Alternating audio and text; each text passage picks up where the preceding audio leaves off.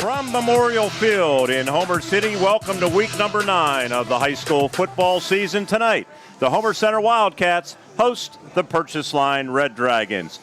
With Ward Hilliard, I'm Mark Burdig on Renda Digital TV and on WCCS Radio from Memorial Field in Homer City, where the Wildcats will finish out what's been a long and frustrating season with 2 games at home, starting with Purchase Line. The Red Dragons come to town 6-2, and both coaches can kind of cry on each other's shoulder, Ward, because both of these teams have been hit hard by injuries. The Purchase Line Red Dragons lost 2 outstanding football players, and at this level, it's like losing 4 or more, and in their case, it is more because A.J. Chambers was a special teams ace and the punter, and an outstanding running back and receiver, and great on defense, had a bunch of interceptions already. And Charles Edwards, linebacker, offensive lineman, he still leads the Heritage Conference in tackles, and he's been out for the better part of 3 weeks. So it's tough to overcome that. Homer Center's been through it back-to-back years. Of course, they lost Angelo Alexander, their quarterback, in week 3 to River Valley, and they've lost some other players to injury, Brian Mills amongst them. So misery loves company sometimes. Yeah, I guess. It is difficult at this level to make that up. But, as improbable as it may seem, a win here tonight for the Wildcats, and they are playing arguably better than they have been, could put them in a pretty good position for playoff. There's a lot of points out there. 180, but looking, they're next to last. And when you have 4 teams ahead of you, 2 of which are playing each other and will separate themselves even more, Penns Manor and Portage, going to be awfully difficult. It would take a miracle for Homer Center to get in, but more than anything, they'd like to carry some momentum into next season if they can with what is a relatively young team. Yeah, very young team. We've seen some guys blossom from this. Riley Coball, especially in the last few games, has been outstanding as a safety, making tackles all over the field. Kind of player you really like to have on your team. Homer Center enters the game on a 3-game losing streak, the first time they've lost 3 straight since 2019. And one thing about Purchase Line, they got a big monkey off their back last year because they had an 11-game losing streak against Homer Center. They snapped it in a 14-12 victory at Barry Medill Field. The Red Dragons, A.J. Chambers, who I just mentioned, intercepted a Braden Dunn pass and returned it 35 yards for a touchdown with 10:32 remaining in the third quarter, erasing what was a 12-7 Homer Center halftime lead. Jacob Mountain's extra point made it 14-12, and it held up despite the fact that Homer Center outgained them on that night, 224-124. So that streak is over, but you'll hear head coach Matt Felicic's interview in just a little while on our ITT pregame show. He said, "When's the last time we won at Memorial Field?" He said, "That kept me up now." He goes, because I said, "I'm sure it's nice to have that streak over." He says, "Yeah, but I think there's another one." And I said, "Well, I can tell you without looking, it was 2011 when you came to Memorial Field as part of Homer Center's only winless season in their history." Yeah, and the Wildcats have, like we said, they lost a game they probably should have won last week. I think you'll agree with me in a couple of plays that maybe some officiating was not where it should have been, but nevertheless, they played well, and I was impressed with how well they played. And that's a mark of a coaching staff that really works their players, gets the most they can out of them. They got a little momentum. They feel a little better about themselves, I think, coming in here tonight, Mark. So hopefully I'm going to see a good game. We welcome everybody to our ITT pregame show. When we come back from break, we'll talk a little bit more about this game. You'll hear from both coaches, Matt Felicic of the Purchase Line Red Dragons and Greg Page of the Homer Center Wildcats. We will have the Luther Ford keys to the game and the starting lineups, of course, coming up as well. And word on the Coach Page interview, I'm not sure if this is legal. If it's not, then we're going to do something illegal because right at the end of the interview, we have made a little wager. So I tease our viewing and listening audience to listen for the Coach Page, Mark Burdig bet at the end of the game. Or end of the pregame interview with the coach. What? I can hardly wait. All right. We're going to come right back here to our S&T Bank broadcast booth. People Forward Banking, S&T Bank. The trip around the Heritage Conference is up next with Jake Slobotnik, and Jake is covering the biggest game in the conference tonight. About 8 miles up over the hill on 56, the United Lions hosting River Valley. We'll keep a close eye on that one. Ward rejoins me in our S&T Bank broadcast booth when we continue on the ITT pregame show right here on the IRMC WCCS Wildcat Football Network.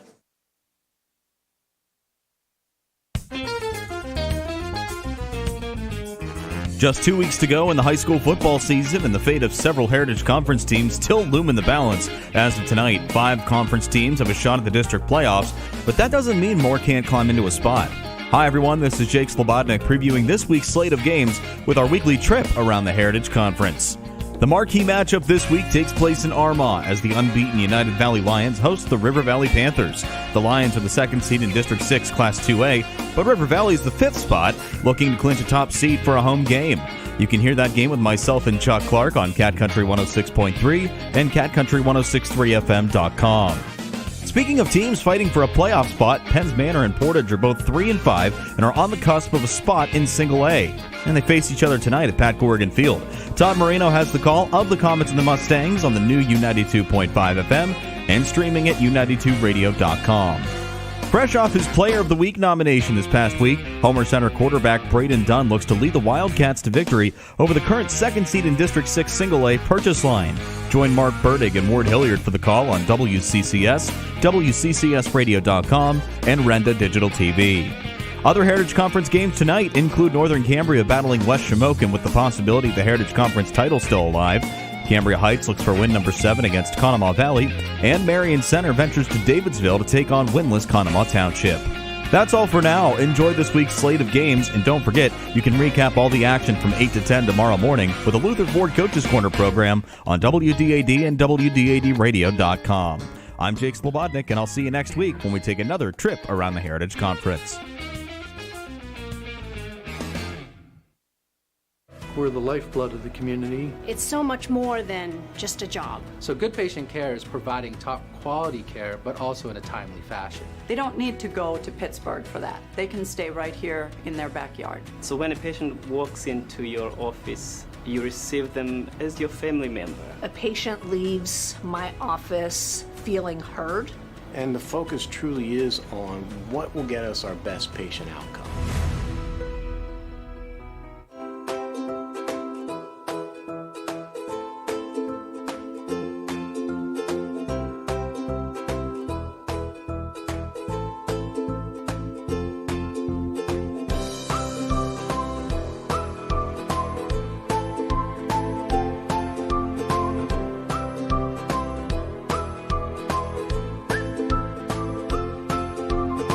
Milk every moment.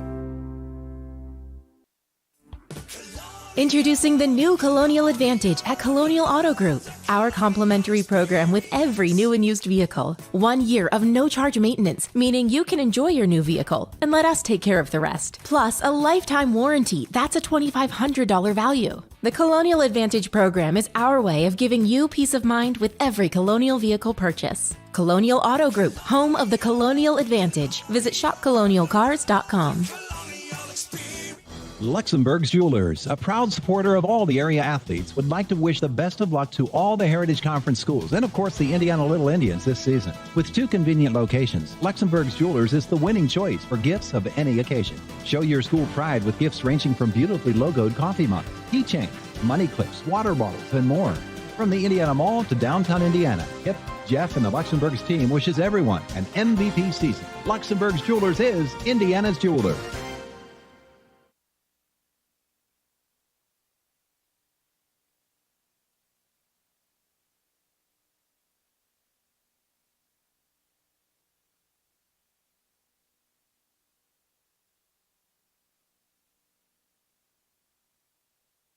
Welcome you back to our S&T Bank broadcast booth, People Forward Banking, S&T Bank. And we welcome you to our ITT pregame show, where we'll go through a few notes as these two teams get ready to battle for the 64th all-time meeting between Homer Center and the Wildcats, owning a big 49-14 lead. I mentioned last week the Dragons snapped, or last year I should say, they snapped an 11-game winning streak that Homer Center had over them. And their last win here at Memorial Field was 2011. 24-6 when they ended what was for them a 24-game conference losing streak. Remember that? It was an extreme. It seemed like Purchase Line was a guaranteed win, and it really wasn't. They just couldn't seem to beat the Homer Center. Homer Center won the first 23 meetings in this series. I had a great conversation with Matt Pulisic. He's a great guy, one of my favorites in the Heritage Conference, and he was nice enough when he learned, he was aware of the stats I keep for Homer, and we started talking about a couple of things that I was interested in about Purchase Line. He said, let me send you our record book. So I'm going to delve into that. It's really some interesting stuff. Like Shamar Campbell, you forget, he had 76 touchdowns in his career. There was a guy back in my day named Larry Curry. He was as tough a kid as I've ever seen. He was a fullback and played for them. So there were a lot of great names come out of Purchase Line football. You know, John Ellick, I want to talk to him, their 4-year starter at quarterback. He's going to lead them for the first time in his career to a winning record.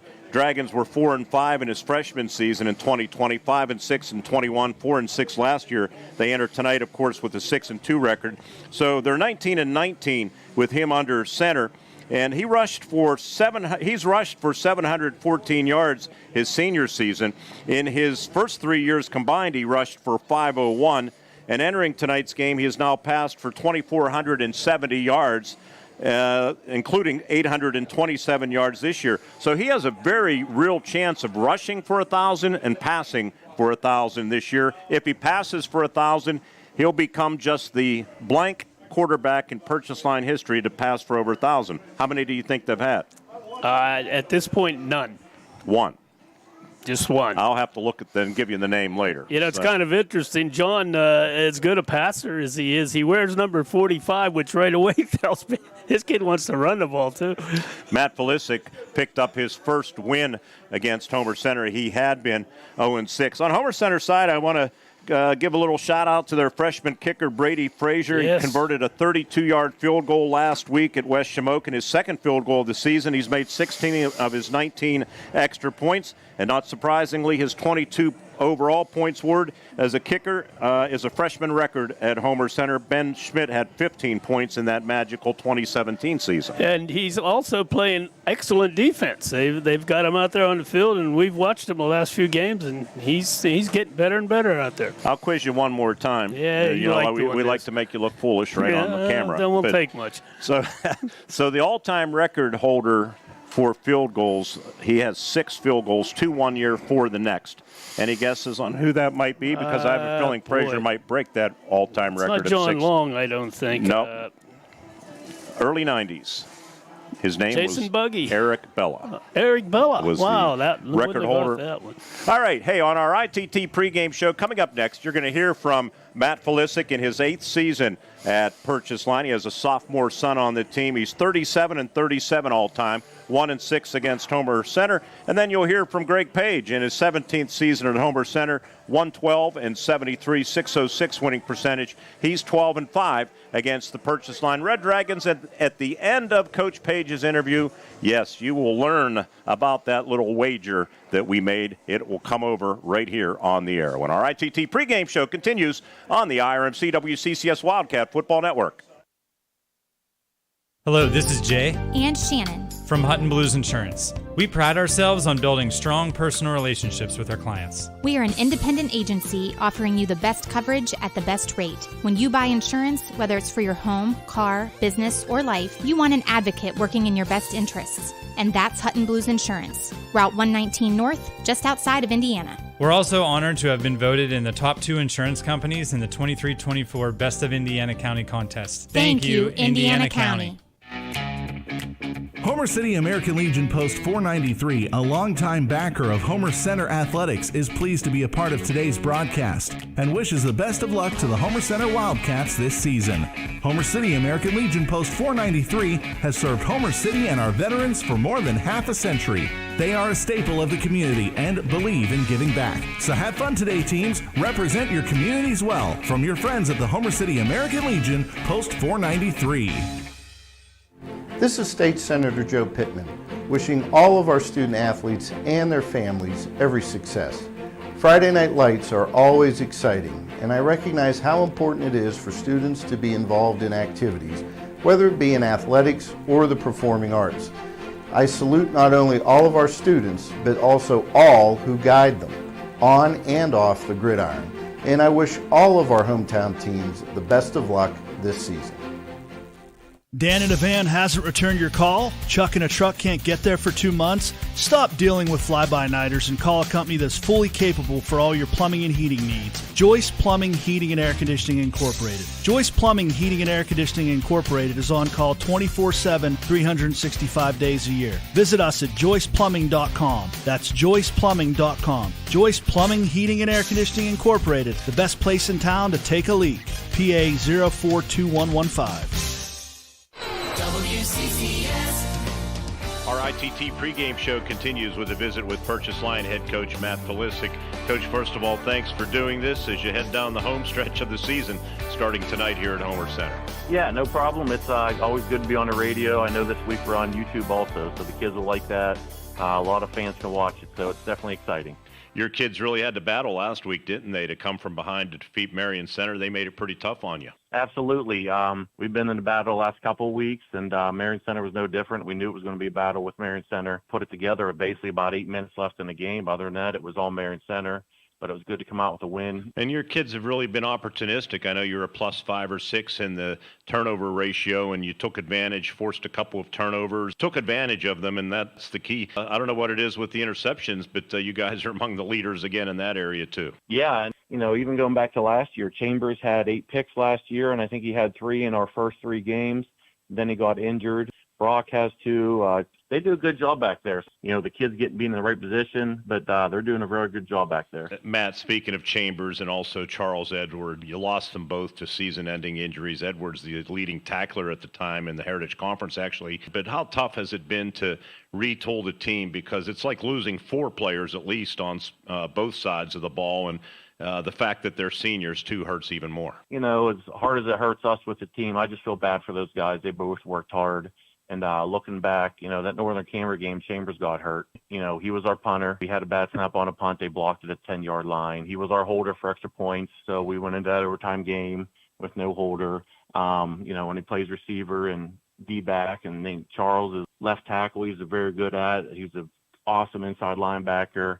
It's big, and I don't think anybody understands how it affects these little schools. We have 4 juniors. Basically, whenever they got hurt, we're replacing 4 positions with 4 10th graders. That was huge, and like I said, as hard as it is for the team, those are just 2 great kids. They're there every day coaching the kids with us. It's just, I feel for them because they've been waiting for this their whole lives, and then it's cut short off them. Yeah. Hey, I wanted to talk about your quarterback, too, John Ellick, 4-year starter, has a chance to rush and pass for over 1,000 yards each this year. He's only 315 yards away from 4,000 in his career. He's really been a leader for you, hasn't he? Yes, he has. And the thing that people don't understand with John is, when the game's close and, or we're winning by a few points, we're trying to kill the clock, I don't have to say anything. I say, hey, watch the clock. He holds his hand up, I got it. It's just little things like that. Hey, coach, they're in the cover 2. They're manning up. Just simple things that you don't realize you have until it's gone. And, that's real easy with John. And he's just a good leader and a good player, both running the ball and passing the ball. And defensively also. I mean, he's out there pretty much the whole game as well. But he's definitely it's been nice to have him for 4 years. Homer Center's been struggling. You're at Memorial Field here tonight. You beat them last year to end that long losing streak, so the monkey's off the back, right? You don't have to deal with those questions anymore. Yeah, but I don't, to be honest, last night I was thinking of when the last time we won at Homer City. And to be honest, maybe you can look that up, Mark, but I bet it's been a while. They've been struggling, particularly on the defensive side of the ball. But, man, there have been some really competitive and at times crazy games between the two schools, even, during the course of that streak they had. I know the one year we were down there, and I think the final score is 48-54 or something. And I think we actually scored more touchdowns. We just couldn't make any extra points. But, yeah, anytime you play Homer City, Coach Page and his staff, they do an awesome job down there. It really don't matter what the records are. I think it's going to be a good game, and, it'd be nice to win one at Homer City. I always say it's good to beat Homer City anytime you get a chance because they're always such a solid program, and I think that's just a credit to what Greg and his staff do down there. I mentioned John Ellick. Homer Center's had, although he missed his freshman season, Landon Hill's been around for a while, and he and Braden Dunn have played some pretty good football. I'm sure they'll be focal points for your defense. Yes, I been watching them on film. I actually watched the film where their starting quarterback got hurt. They're different style of kids, but I think they're both very athletic kids. And Landon, like a big horse in the background there. He moves the pile. I saw last week he had a couple great moves too. So he's another kid I keep wondering, when is that kid going to graduate? Matt, thanks for doing this. Good luck tonight. We look forward to covering your team in the playoffs too. And as a matter of fact, Todd will have your game next week on your senior night on our U92.5 Game of the Week. Awesome, Mark. Thank you very much. We'll talk to you on the post-game show. That way Todd won't get you up early Saturday morning. That'll be great. Head coach Matt Felisic. And we will talk to head coach Greg Page when the ITT pregame show continues right here on the IRMC Renda Media Football Network.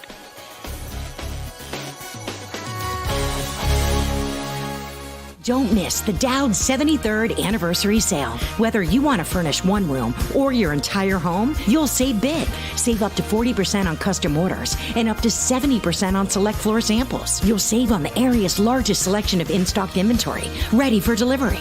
Plus, get additional cash discounts or 1 year free financing. The Dowd's 73rd anniversary sale. Dowd's of Plumville and Greensburg. Doesn't your home deserve Dowd's? Robindale and its affiliated companies are proud to be a sponsor of all student athletes in the area. For nearly 2 decades, Robindale has been cleaning up refuse coal piles that dot and scar the western Pennsylvania landscape. To reclimate and beautify these areas, Robindale believes deeply in safety, compliance, and community responsibility. If you would like to become a part of the Robindale team, you can contact them at 814-446-6700, extension 122, or see how Robindale can assist your business at robindale.com. At Mark Arbuckle Nissan here in downtown Indiana, we sell more new Titans than any other dealer in our region of the country.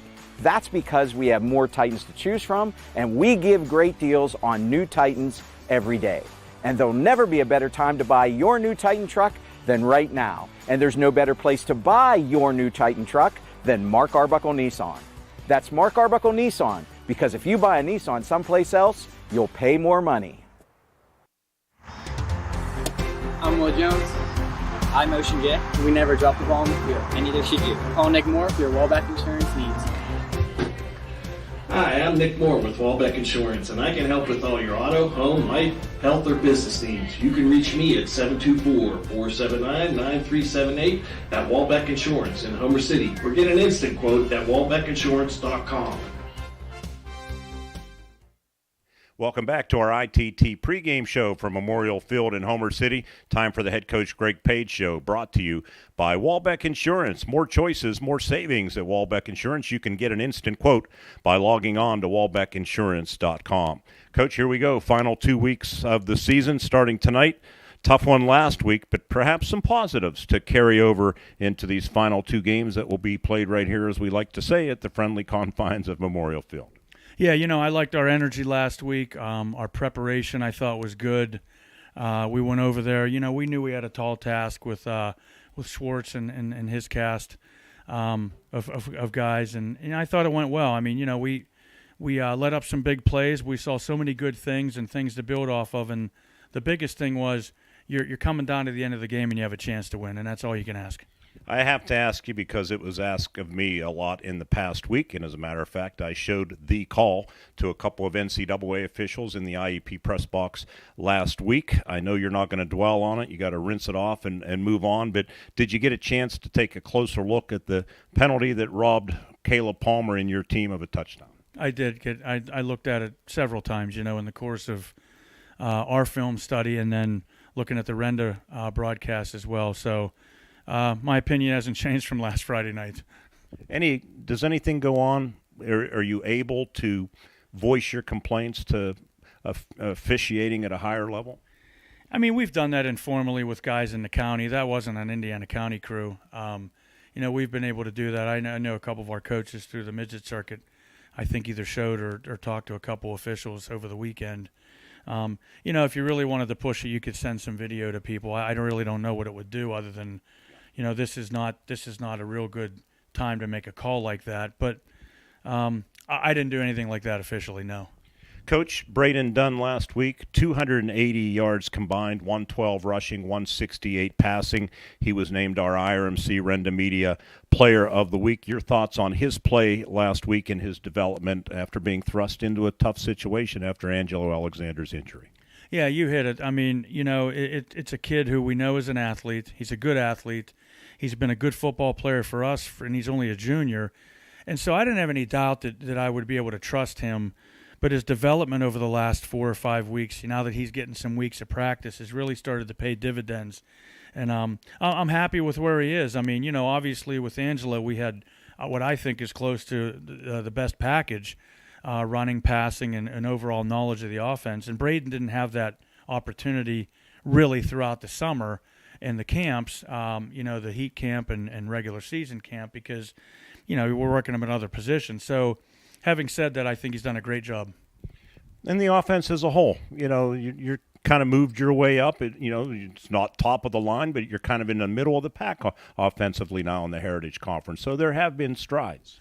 Yeah, I think it's up front. Our guys have been improving. I mean, it's a line that's all new starters. I don't think that argument holds much weight now in Week 9. But then again, everybody else that has they're playing too. Their guys are getting better. So it's not like you're going up against a rookie line opposite from you. So those guys have improved, and we're trying to spread the ball out more, and we're trying to open it up a little bit more. And I think it's fun for the kids, and I think it's helped us to really get some more chunk plays. Let's talk about the Purchase Line Red Dragons. Tonight's opponent, they're 6-2. They have outstanding tandem quarterback John Ellick and running back Brock Small that are enjoying good seasons. Unfortunately, you can relate to this. He has lost A.J. Chambers and Charles Edwards, skill people, and a lineman, linebacker. So it's been a tough challenge for him replacing those guys because it's like replacing 4 starters, if not more, at the end of the day. Well, it is, yeah, and I know both of those guys were good on both sides of the ball. Chambers, I believe, has been playing quite a bit since his freshman year.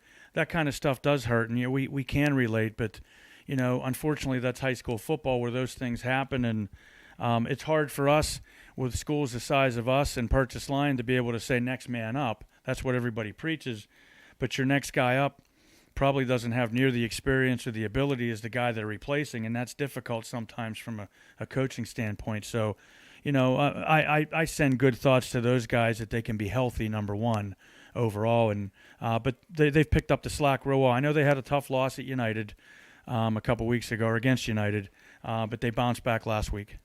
Keys tonight? Well, I mean, it's the keys for us every week. Defensively, it starts with we just can't give up big plays. That happened the other night, a big play that set up their first touchdown, 2 more long passes for touchdowns with Schwartz being injured because we're not the type of offense right now that can really strike that quickly. So we've got to hold that off and try to keep things even for as long as we can instead of playing catch-up. All right, Coach. Thanks for doing this. I'm going to close on a lighter note. We've had some fun moments during these interviews. If you want to turn me down on a little bet, you can do that. But I'm going to be at the Horseshoe tomorrow afternoon watching your Penn State Nittany Lions and the Ohio State Buckeyes. I'd like to place a little wager with you. All right. What are you giving me as far as points? Well, just everybody worships Ohio State, so obviously Penn State deserves some points if we're going to. Well, the spread is 4. Okay, so what are you giving me? Well, here's the deal. We can go straight up or go with the spread if Ohio State. So. Geez. You from Ohio? Oh, well. Well, anyway, our videographer there, Carrie. But hey, so next week's interview, Ohio State win. You have to put an Ohio State cap on. A Penn State win. I'll have to do the interview in a Penn State hat. All right, I do have a Penn State hat and other Penn State clothing, so if you want to go a little further. But I'll do it. Are you giving me the points? Yeah, we'll go that way. So Penn State +4. Is that what you're saying? You got it. Okay, what if it's we only have so much time on this. 16-12. Then it's a push. Okay. All right. We'll see how things turn out. You want us to do the OS? No, you don't want to. We are. Head coach Greg Page, brought to you by Walbeck Insurance. The bet is on. It's the Wildcats and the Red Dragons tonight, coming back as we try to get some semblance back to in order here. We'll come back with more on our ITT pregame show right here on the Renda Media Football Network. Grayston Coral Sportsman's Club invites you to take a look at the club voted Best in Indiana County 2023. Inside, you can find members unwinding with friends and enjoying delicious food like their homemade pizza. You can relax in the club by playing darts, pool, or shuffleboard. The club is a great place to watch your favorite team with family and friends. Proud to sponsor the Wildcats, the Grayston Coral Sportsman's Club on Neal Road in Grayston. So what sets S&T apart from other financial institutions is that they are visionary. Now, we understand that it is partially about the numbers, but they know it's not just about the numbers. It's about the management team, it's about the strategic and business plan, it's about how the team is going to execute on that. In short, S&T gets it. Quite honestly, we couldn't have done it without S&T.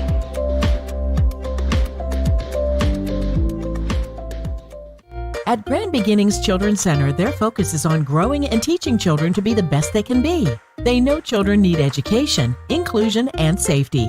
Grand Beginnings has a mission to provide a warm and nurturing environment in which each child can grow physically, emotionally, socially, intellectually, and spiritually. Grand Beginnings Children's Center with 2 locations in Indiana, teaching children to shine since 1991. Call 724-463-1819. Find them at grandbeginnings.net. Did you know Citizens Ambulance Service is there for you 24 hours a day, 7 days a week? Did you know the annual Citizens Ambulance membership drive is starting? Be on the lookout for membership renewal envelopes in your mailbox. To become a new member, it's super easy this year. Look for the QR codes in the community. Just scan the code and it will take you to the membership page. Household memberships help cover the cost of being ready 24/7 for the community. Becoming a new member is easy this year. Citizens Ambulance Service, community support makes it work. Luther Ford, one trusted name, 2 great locations. And right now, Luther Ford has the wheels and they're making deals. Buy a new 2023 Ford Mustang Mach-E and save $10,000 and everyone qualifies. Or lease a new 2023 Ford Escape Active all-wheel drive. Just $388 a month for 36 months with no money down. Luther Ford, 2 great locations, Route 119 Homer City and Admiral Perry Highway, Evansburg. At Grand Beginnings Children's Center, their focus is on growing and teaching children to be the best they can be. They know children need education, inclusion, and safety. Grand Beginnings has a mission to provide a warm and nurturing environment in which each child can grow physically, emotionally, socially, intellectually, and spiritually. Grand Beginnings Children's Center with 2 locations in Indiana, teaching children to shine since 1991. Call 724-463-1819. Find them at grandbeginnings.net.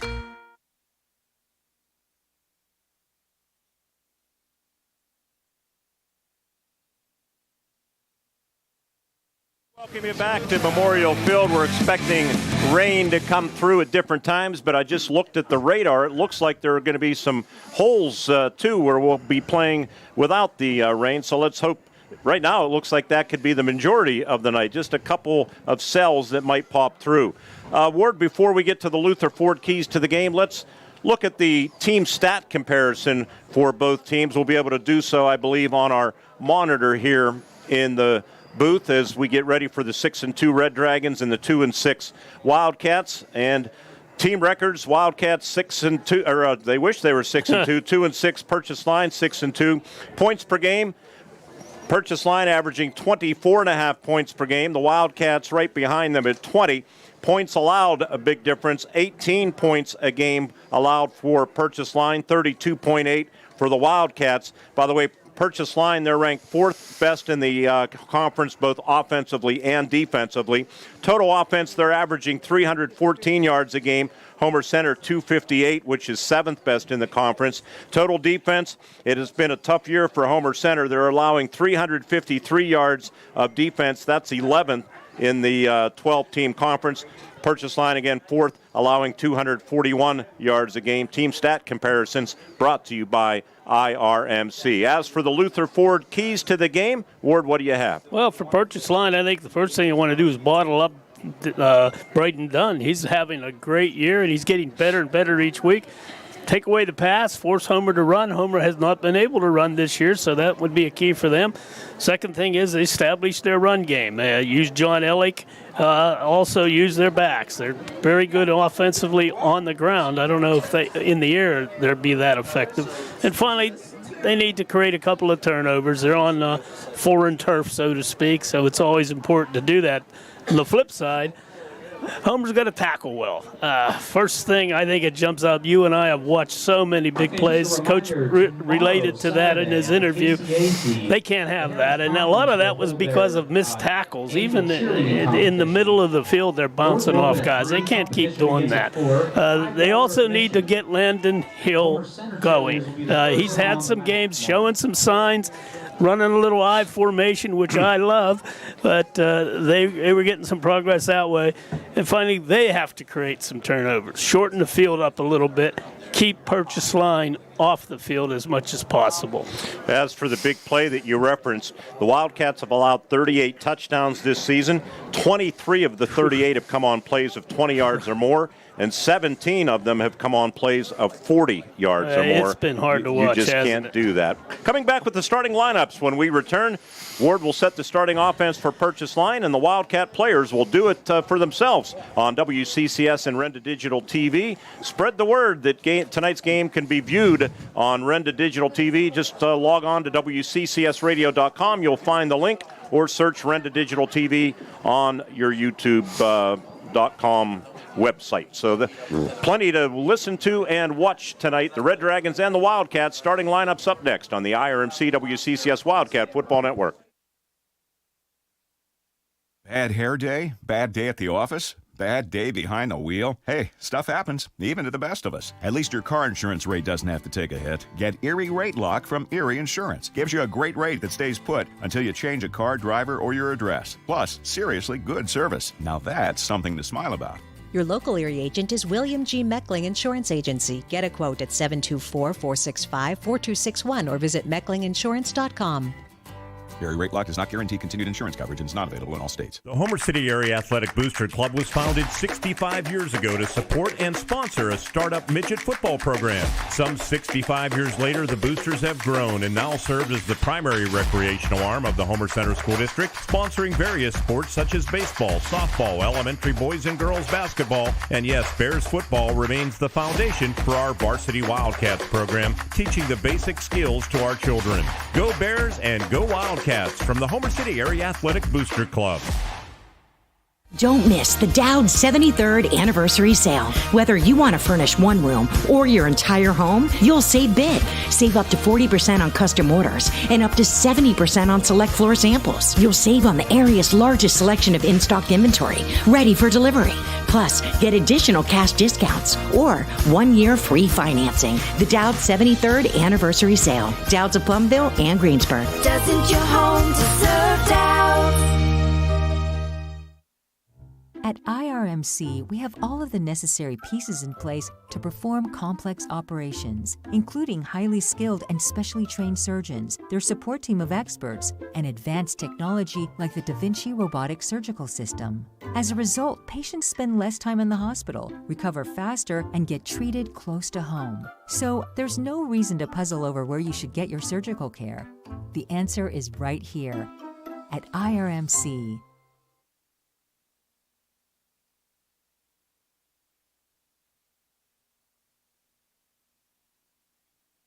In Indiana. Let's get right to those starting lineups. First, for the Purchase Line Red Dragons, with a record of 6-2. We just went through their offensive numbers. Ward, how are they going to line up? All right, left end will be Jalen Robertson, a senior, 6'1", 190. Left tackle, Tyson Lear, sophomore, 6'1", 210. Left guard will be Xander Stifler. That's a great name, 6'1", 295-pound junior. Center, Dylan Bouch, a senior, 5'11", 300 pounds. Guard is Quentin Brooks, senior, 6'1", 210. Devin Cordish will be the right tackle, junior, 6'2", 190. Sean Marsh, the tight end, the sophomore. He is 5'8", 140. Some tight end, huh? John Ellick will be the quarterback. He is a senior, 6'1", 170, and he's a good one. Brock Small, another good one, senior, 5'10", 170 is the running back. He'll be joined back there by Victor Budabaugh, 6'1", 165-pound sophomore. All right, as for the Homer Center Wildcat starting lineups on WCCS Radio and on Renda Digital TV, we present them this way.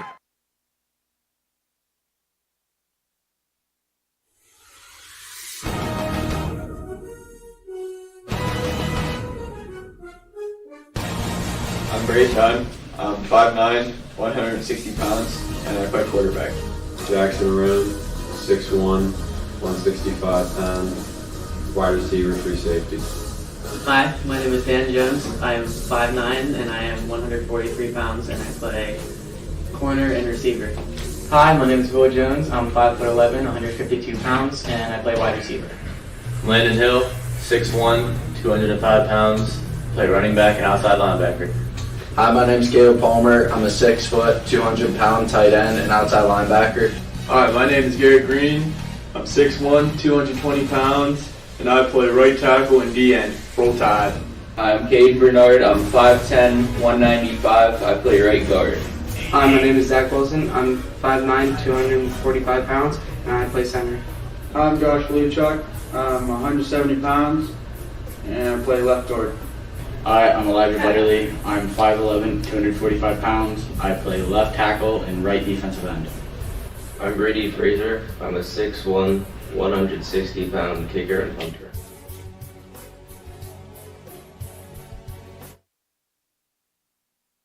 We get set for the opening kick. Fans, it's always good to be ranked number one in the gold standard of care at IRMC at Chestnut Ridge and Blairsville is once again not gone unnoticed. IRMC at Chestnut Ridge was voted the best urgent care and walk-in clinic in the Best of Indiana County contest. And it's no wonder at Urgent Care they will fast-track you and get you quick access to their team of medical experts. Highly trained and ready to treat all minor illnesses and injuries. Open 7 days a week. IRMC at Chestnut Ridge, where you can get in, get out, and get better. We're going to get out for a final time because that's the ITT pregame show. Stay with us for the start of tonight's game. Coming up next, it's the 6-2 Purchase Line Red Dragons and the 2-6 Homer Center Wildcats from the friendly confines of Memorial Field right here on the IRMC WCCS Wildcat Football Network.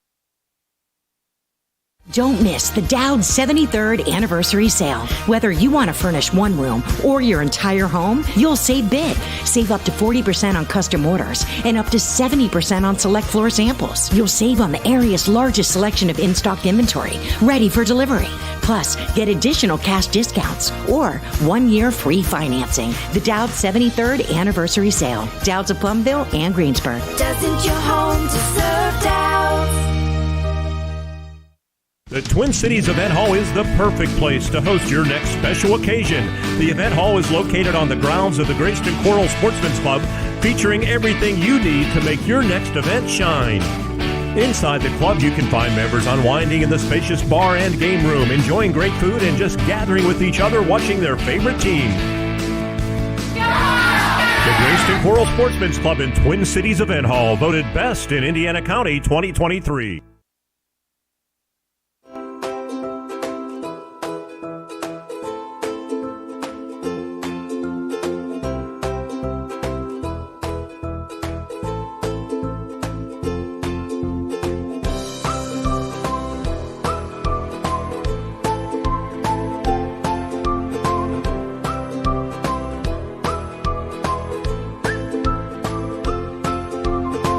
Milk every moment.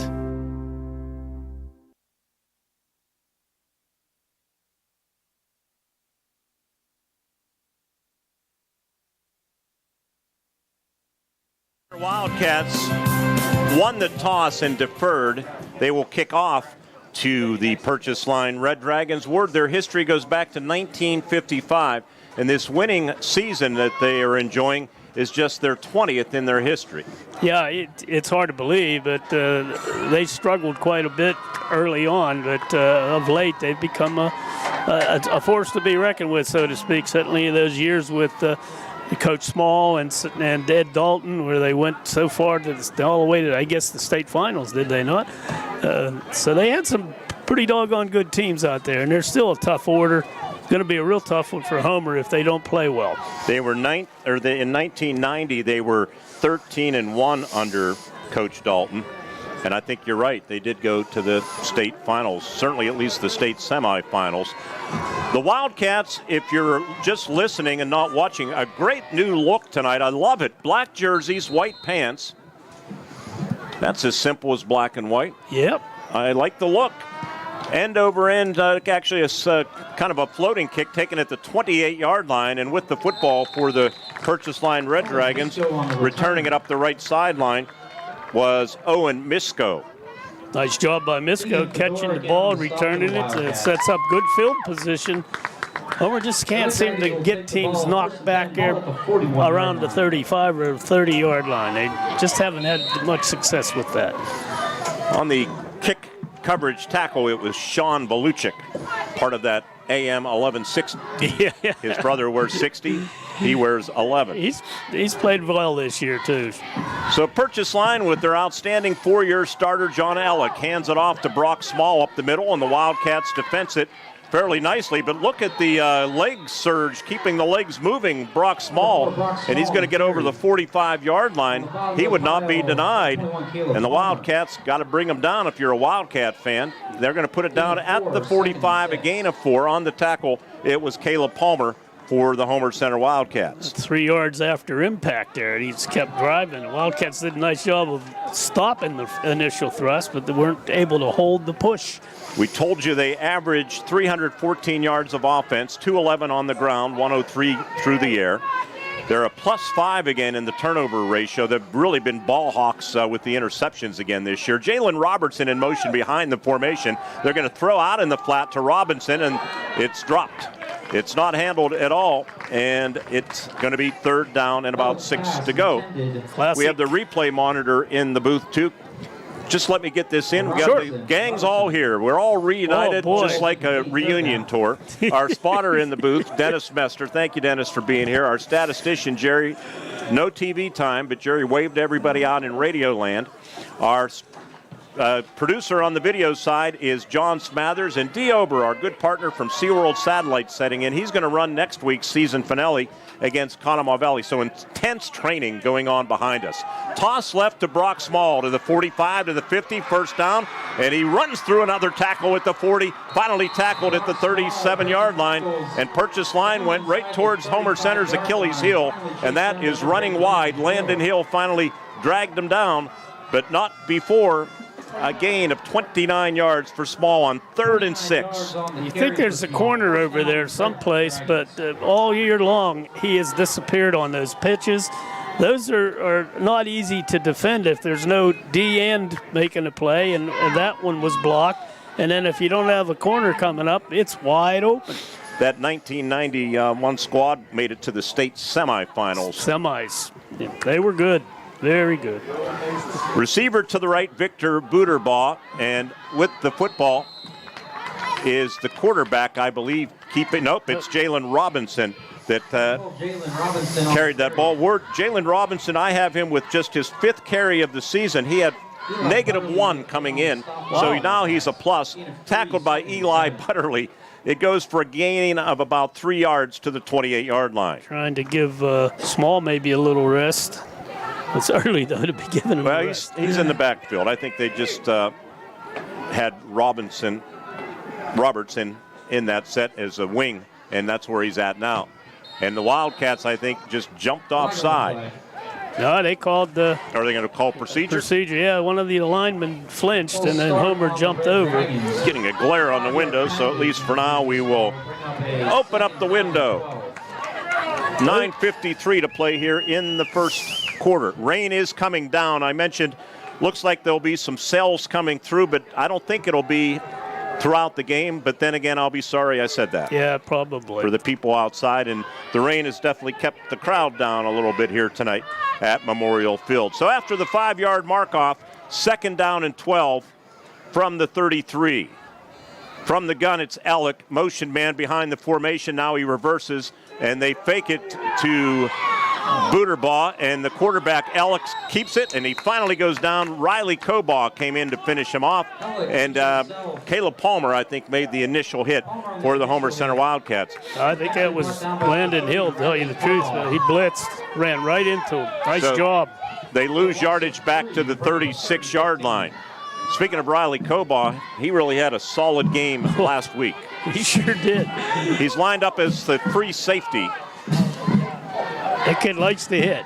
And you get in his area, you're going to get popped. Alec is 56 of 104. He's thrown 5 touchdown passes, 3 interceptions, 827 yards passing. And it's a pistol formation, but first there's going to be a timeout called by Purchase Line.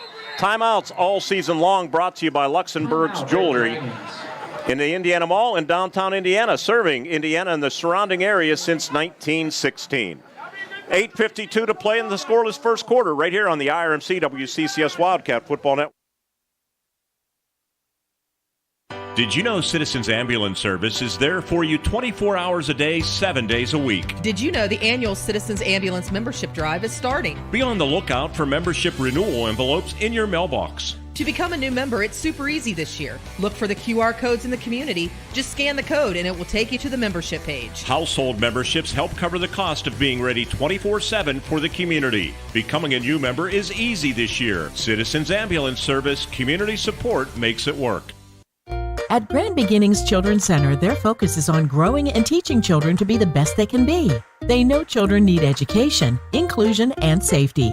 Grand Beginnings has a mission to provide a warm and nurturing environment in which each child can grow physically, emotionally, socially, intellectually, and spiritually. Grand Beginnings Children's Center with 2 locations in Indiana, teaching children to shine since 1991. Call 724-463-1819. Find them at grandbeginnings.net.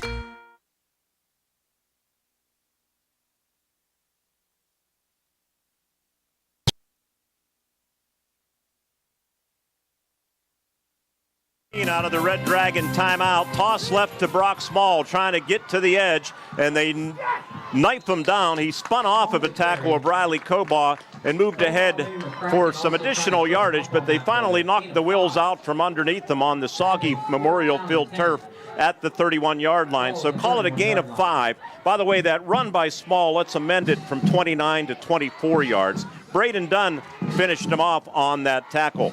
Our kickoff, by the way, brought to you by Grand Beginnings Children's Center. Get your children ready to shine at Grand Beginnings Children's Center with 2 locations in Indiana.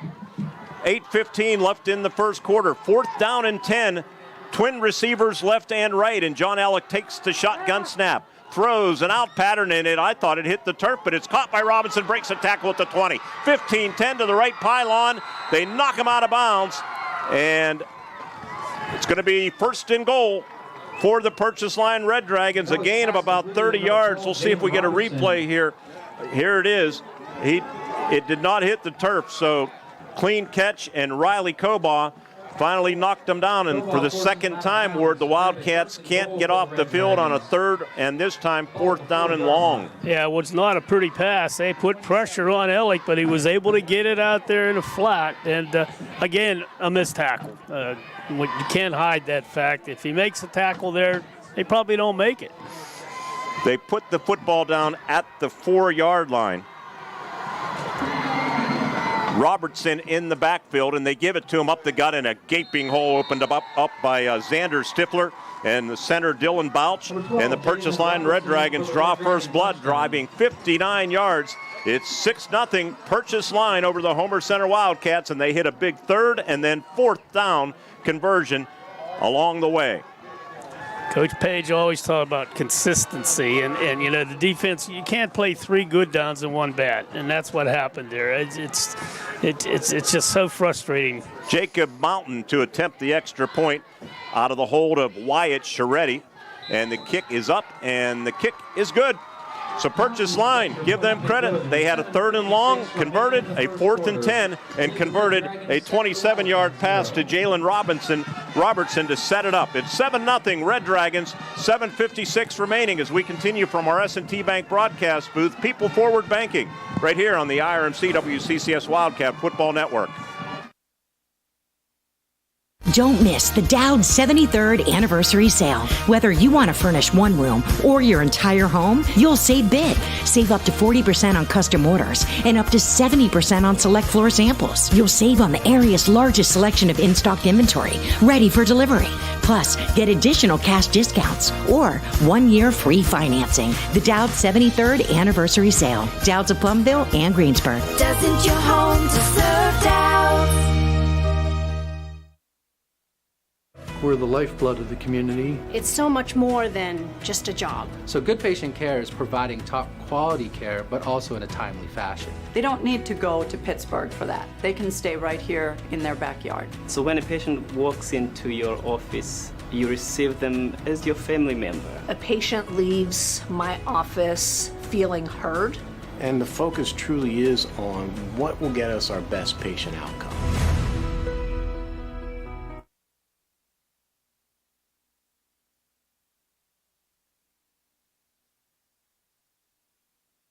Second District.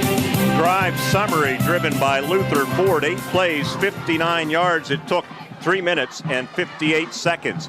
Mountains kick taken far sideline, and with the football, Will Jones, and he's running east and west and not north and south, Ward Hilliard, and it costs him because he's banged down to the turf at the 25-yard line. I'm assuming you're referring that to me because I am a stickler for that. Straight up, run straight up. Find a gap and go. Get as much as you can. You run sideways, they're going to get you. He was heading toward the swimming pool, and that is not toward the end zone, if you're familiar with the surroundings. Was it 17? Oh, I'm sorry. Dan Boring on the tackle for Purchase Line.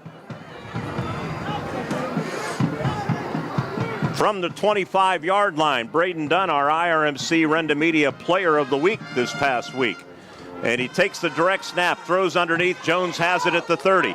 Makes a move, 35. He's going to have a first down. Knocking him out of bounds for the Purchase Line Red Dragons was safety Sean Marsh, a sophomore, 5'8", 140. You know, yesterday we were here filming the Greg Page interview, bet and all. And we then presented the trophy and the T-shirt from IRMC to Braden Dunn. Ward, within 16 hours, that short 1-minute video had 4,500 views. Is that right? Incredible. He's a pretty incredible athlete. Short of the first down, too, so by a yard, but now Braden has it. Dunn on the carry. As he gets to about the 37 or 38-yard line. Braden Dunn, 34 rushes, 387 yards, 5.2 average. Jalen Robertson made that tackle, by the way, the fourth leading tackler on the Red Dragon defense. Through the air, Braden Dunn has completed 33 of 66, 52%, 436 yards and 3 touchdowns.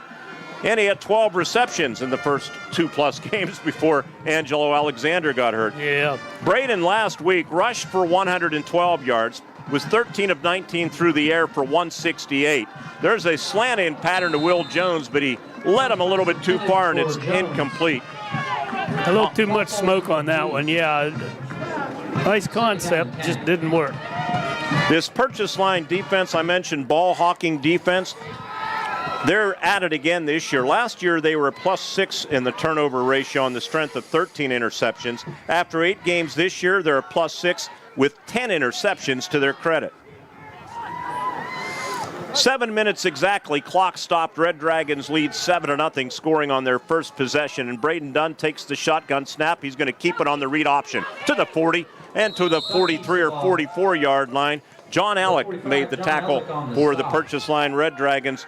The left end, not only is an outstanding quarterback, Ward, he's second on the team with 51 tackles, young Mr. Alec. Yeah, he's a good all-around athlete, 4-year player, and he's the guy that makes them go. They can ill afford to lose him. That's a good pickup, though. 5 yards, that's a makeable third down here, so he's got a lot of options, Mr. Dunn does. Let's see what they do here.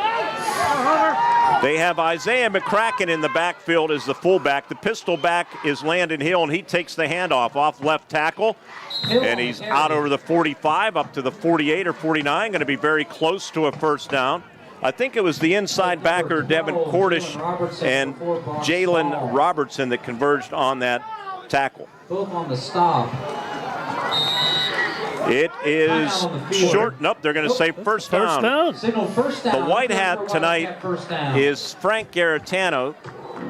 So not that the public address announcer would say anything positive or negative about the referee, but that is his father, Chris Garetano, the public address announcer here at Memorial Field. Twin receivers up top if you're watching, Will Jones, and they split tight end Caleb Palmer. Or actually, Caleb's at the bottom of the screen, so let's see who that is up top. It's Jackson Arone, and they're going to throw deep downfield for Dan Jones. Jump ball incomplete. Outstanding coverage by free safety Brock Small. Good coverage. Yeah, he was covered. That would have been a great catch if he could have made that. Just a little too much. Homer going back to those deep passes, a little early for that. That kills your drive sometimes. I mentioned the Red Dragons during our ITT pregame show lost Charles Edwards for the season, 5'8", 190-pound senior linebacker and offensive lineman. He still leads the Heritage Conference with 79 tackles. That's amazing. 2nd and 10. Direct snap to Dunn. Student body right. He's into purchase line territory. Lowers the shoulder inside the purchase line 45 to the 44, where he's dropped by Brock Small again. Nice pickup. Nice lead blocking out there by Landon Hill. They're using Landon for a lot of things tonight, not just to run in that power. A game that we're going to keep a close eye on being played at Thomas Medill Athletic Field. It's 4:45 left in the first quarter. United Valley a field goal. They lead River Valley 3-0. 3rd down and 3 for Homer Center. And they fake it to Landon Hill, and Dunn keeps it. And this time, Purchase Line's going to push him back maybe a yard, maybe to the 43-yard line. But great surge by the team wearing white jerseys. If you're watching, Purchase Line, if you're not watching, wearing their road uniforms, red pants, white jerseys trimmed in gray and red. No gain on that play. It was doomed from the beginning. They jammed up Landon Hill, and then Braden trying to pull it out and go. It was jammed there, too. There's just nowhere to go. 4:35 clock moving first quarter. We'll have immediate timeout if the Wildcats don't convert here. Quick out is wide open over here, Mark. And Dunn takes the direct snap, and he's going to be dragged down from behind by inside linebacker Devin Cordish. So the Wildcats did not throw. They lose 2 yards on the play, and Purchase Line will take over. Timeout on the field, immediate timeout from our S&T Bank broadcast booth. People Forward Banking, member FDIC. The score remains Purchase Line 7, Wildcats nothing on the IRMC WCCS Wildcat Football Network. Lady. Grayston Coral Sportsman's Club invites you to take a look at the club voted Best in Indiana County 2023. Inside, you can find members unwinding with friends and enjoying delicious food like their homemade pizza. You can relax in the club by playing darts, pool, or shuffleboard. The club is a great place to watch your favorite team with family and friends. Proud to sponsor the Wildcats, the Grayston Coral Sportsman's Club on Neal Road in Grayston. Luther Ford, one trusted name, 2 great locations. And right now, Luther Ford has the wheels and they're making deals. Lease a new 2023 Ford F-150 Super Crew 4x4, just $493 a month. Or lease a new 2024 Ford Edge SE all-wheel drive, now $399 a month. Both 36-month leases with no money down. Luther Ford, 2 great locations, Route 119 Homer City and Admiral Perry Highway, Evansburg.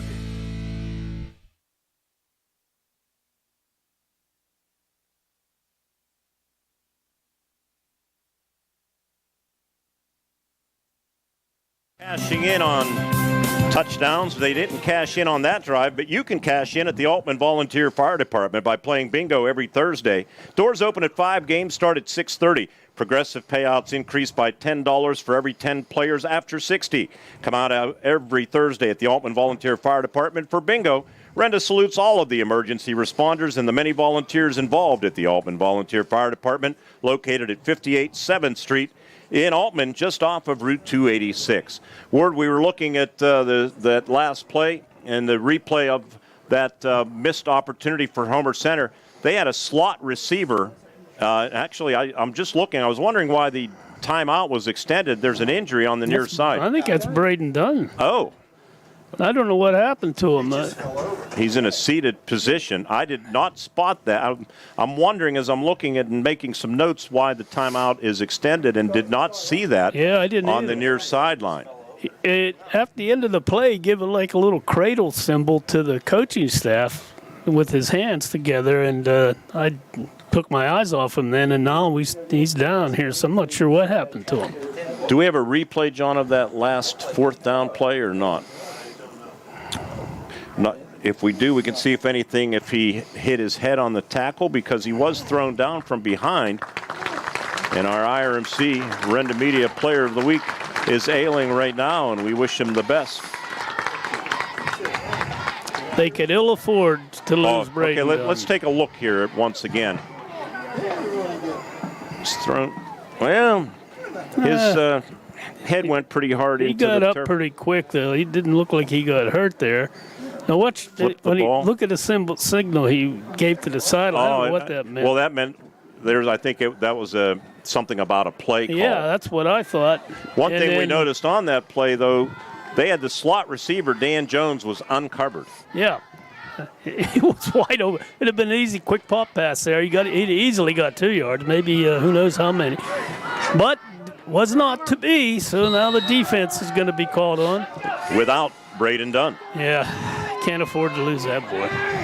Pistol formation, and they give to Brock Small into the secondary to the 50, 45, 40, 35, 30, heading right toward the goal post down the center of the field, and he takes it 54 yards for a purchase line touchdown, and the Wildcats get victimized for a touchdown on a play over 40 yards for the 18th time this season, and there's 13 on the board for purchase line with 4:13 to go. It's 13-0. Should never happen. Straight up the middle untouched. Well, you can see the replay here. Good. Take a look. Look, not even touched. Made a nice little cut at the line of scrimmage and just ran by our secondary. Jacob Small to attempt the extra point out of the hold of Scheretti. And the snap is good. It's put down, and the kick is up, and the kick is good.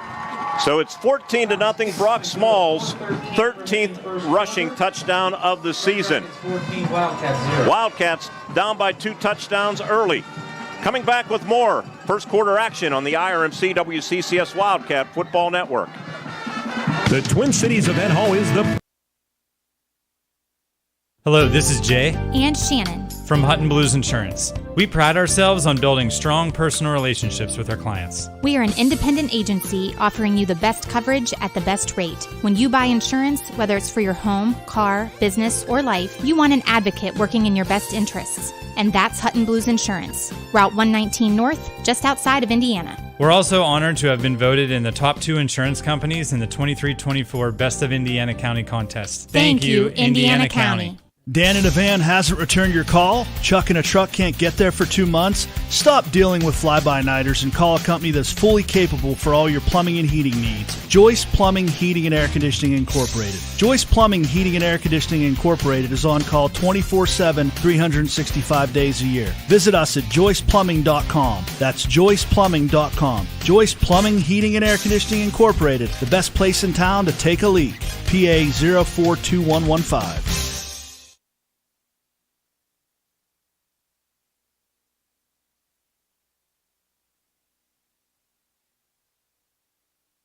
Seven, Conemaugh Valley, nothing. End of 1, United Valley 3, River Valley, nothing. And Penns Manor leading Portage 14-0. End of the first. Adam Amin Lieb, 2 touchdowns and 2-point conversion for their points. That drive summary, well, it was just a trip around the block. 1 play, 54 yards. It took Brock Small 9 seconds to run down the center of the field, virtually untouched. Jacob Mountain's kickoff goes out of bounds. So the Wildcats will take it at the 35. I'm sorry, Mark. I see Braden sitting on the bench down here. They're talking to him. I'm assuming it's a head injury. If it's the case, I don't think we're going to see him again. They might just go shot or Wildcat and put Landon Hill back there and just run him to death. He doesn't have a touch yet, does he, Jerry? Landon, 1 touch? He had one run, yeah. Well, I think he's going to get a lot more now. Landon Hill, by the way, moved into 4th place all-time on the rushing list for Homer Center, passing Pete Kuda last week. Grady Frazier's going to quarterback. The freshman, with Landon Hill as the running back. And Landon gets the handoff, and a jersey tackle. Generally with Landon, that's not a good idea. And dragging him down at least after a 5-yard gain for the Red Dragons. A handful of Dragons Ethan Bartlebaugh and Dan Boring on the tackle. Mix that offensive setup a little, throw in a little I formation, get him a lead blocker on occasion.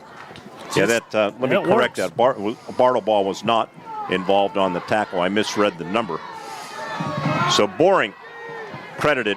Now Landon Hill talking to referee Frank Garetano, and I think there's just an equipment issue. Yeah, that's what I'm thinking. That's what it is. Rain coming down ever so lightly. I imagine these fans out here sitting in the rain, it's rather refreshing for them. I don't want them storming the booth, so let's hopefully they don't hold radios. Clock restarted. 2nd down and 5. Frazier under center. He has good speed. He hands it off to Hill, bounces it outside. First down to the 45, to the 50, to the purchase line, 45. Still on his feet, tiptoeing down that purchase line, sideline inside the 40, down to about the 37-yard line. A run of 17 yards for Landon Hill. Finally, it was safety Sean Marsh dragging him down. Number 2, Sean Marsh. Keep in mind, purchase line has been somewhat inconsistent during the course of the year. They've won games, but they have given up yardage. 23 yards. Let me correct my math on that carry. To the 37 from the 40 of Homer Center to the 37 of Purchase Line. Frazier, deep shotgun, and he hands it off to Hill. Hill, as a flag flies, I think we're going to see a hold perhaps on Homer Center. That's usually what you get. Yeah, and it's not, you can't afford any penalties, in the situation the Wildcat offense is in. Get a replay. We'll see if we see anything. See if our spotter is worth his salt here tonight. If right he can. There, I think. You see anything, Dennis? Senior penalty from the spot of the foul. So there you go. Mark it from the spot of the foul, which was beyond the line of scrimmage. New PIAA rule this year, penalties that occur behind the line of scrimmage, they still mark it from the line of scrimmage from where the ball was spotted.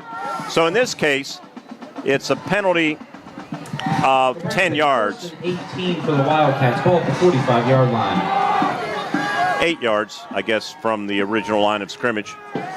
Penalty occurred at the 35. So it's now at the 45 of Purchase Line. Wildcats 1st and 18 with a freshman quarterback and an inexperienced quarterback at that. And he hands it to Landon Hill, and Landon to the 41. By that, I don't mean because he's a freshman he's inexperienced. It's just even up through the system, he hasn't played a lot of quarterback. He hasn't had a lot of reps. And Devin Cordish. A lot to ask of him. Devin Cordish made that tackle, the inside linebacker. He's really developed this year, though. He went from just being a place kicker to being a vital part of the defense, and now an even more vital part of the offense. 2nd and 14. And again, he's about 6 yards behind the line of scrimmage, and now a flag on the play. Flag, and we may have a delay of game. Nope, illegal procedure. On Homer Center. Cannot make penalties. So the Wildcats legal procedure on the Wildcats are going to finish with a losing regular season for the first time since 2011. And right now a timeout called. I think Greg Page just wants to settle things down and get things organized. With 1:54 left in the first quarter, it's Purchase Line 14 and the Homer Center Wildcats nothing on the IRMC WCCS Wildcat Football Network. Don't miss the Dowd 73rd anniversary sale. Whether you want to furnish one room or your entire home, you'll save big. Save up to 40% on custom orders and up to 70% on select floor samples. You'll save on the area's largest selection of in-stock inventory, ready for delivery. Plus, get additional cash discounts or 1 year free financing. The Dowd 73rd anniversary sale. Dowd's of Plumville and Greensburg. Doesn't your home deserve Dowd? Hi, it's Brian from SeaWorld Satellites, your Dish Premier local retailer. Upgrade to Dish from DirecTV and get a $300 prepaid MasterCard. Just mention offer code DTV2DISH. Come in or call us today at 724-463-3200, extension 122 to learn more and make the switch to Dish. That's 724-463-3200, extension 122. Offer ends 11/13/23. Eligibility requirements and restrictions apply. Call for full details.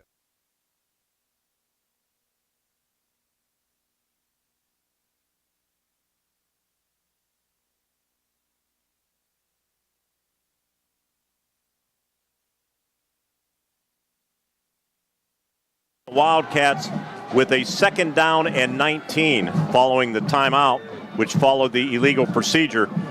Trips near the Wildcat sideline, and they give it to Landon Hill up the middle, breaks one tackle. That tackle attempt was made by Tyson Lear, but then he had some help, and they finished him off. Might even lose a half yard.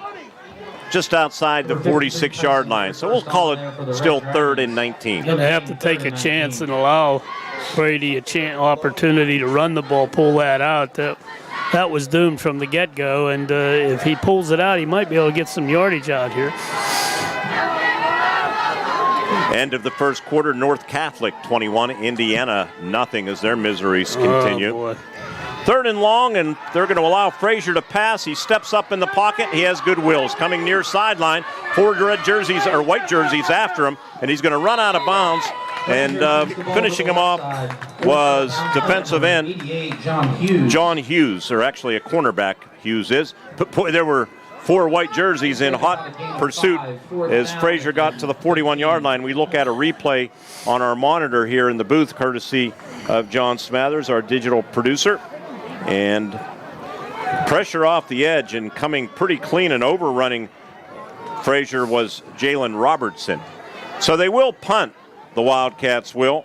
What's this here now? Long snapper Dan Jones, who's really good.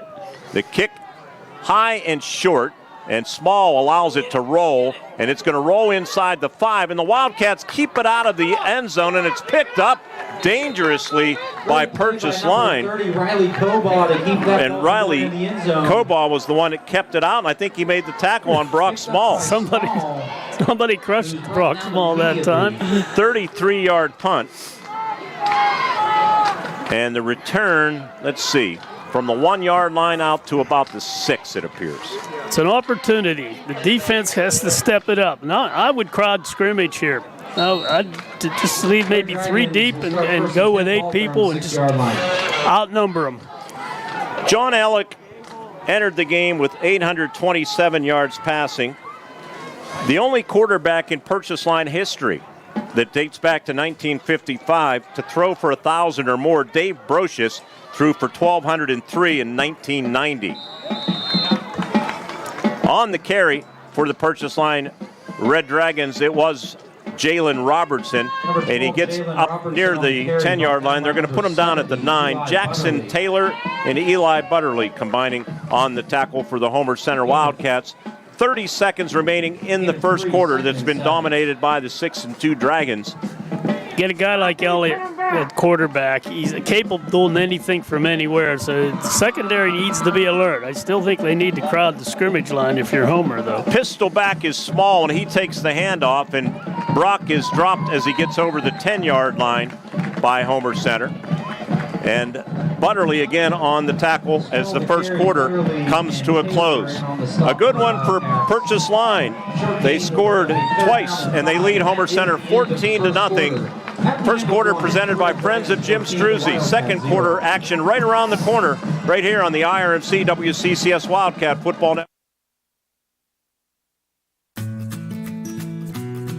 Hi, my name is London, and this is the bus that I take to school every day. We have a really fun bus driver, and guess what? Smith Bus Company is hiring new bus drivers. That's right. Smith Bus Company is hiring positions for full and part-time drivers and driver's assistants. They provide transportation for 6 area school districts, and they're proud of the work they do. Apply now at smithbusco.com, equal opportunity employer. Luxembourg's Jewelers, a proud supporter of all the area athletes, would like to wish the best of luck to all the Heritage Conference schools and, of course, the Indiana Little Indians this season. With 2 convenient locations, Luxembourg's Jewelers is the winning choice for gifts of any occasion. Show your school pride with gifts ranging from beautifully logoed coffee mugs, keychains, money clips, water bottles, and more. From the Indiana Mall to downtown Indiana, Kip, Jeff, and the Luxembourg's team wishes everyone an MVP season. Luxembourg's Jewelers is Indiana's jeweler.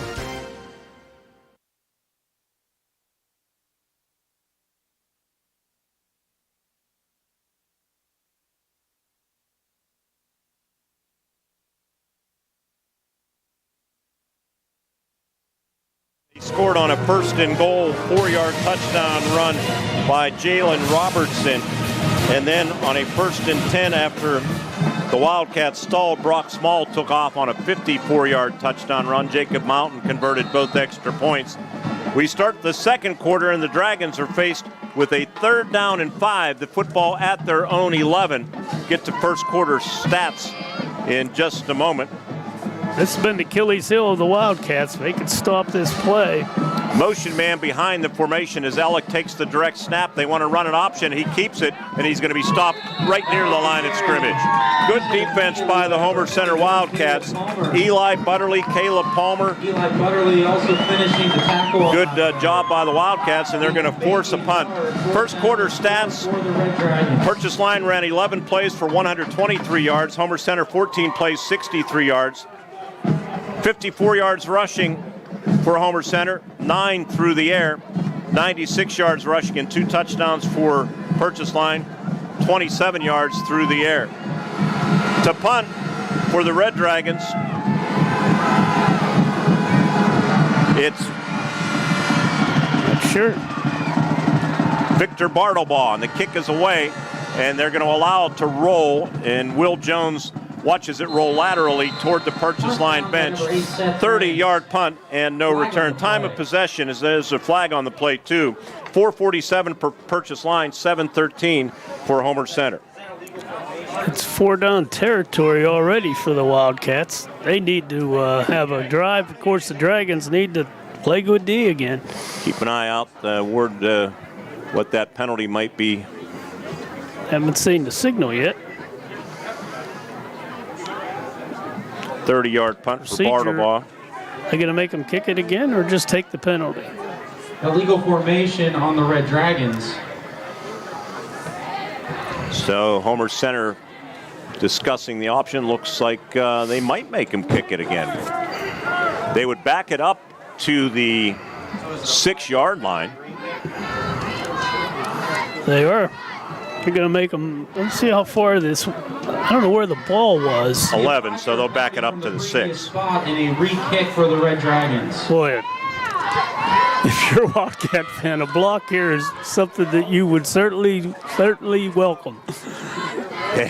You also have to be careful on roughing the there's punter. a lot of things you got to take into consideration. You got to play to get the ball. Now, Will Jones has been told about the fair catch signal too, so don't be shy about using that. Victor Bartlebaugh, the punter. And now Frank Garetano, the referee, blows the whistle. And they're going to have a little discussion. Might be talking about this pizza special at the Grayston Coral Sportsman's Club.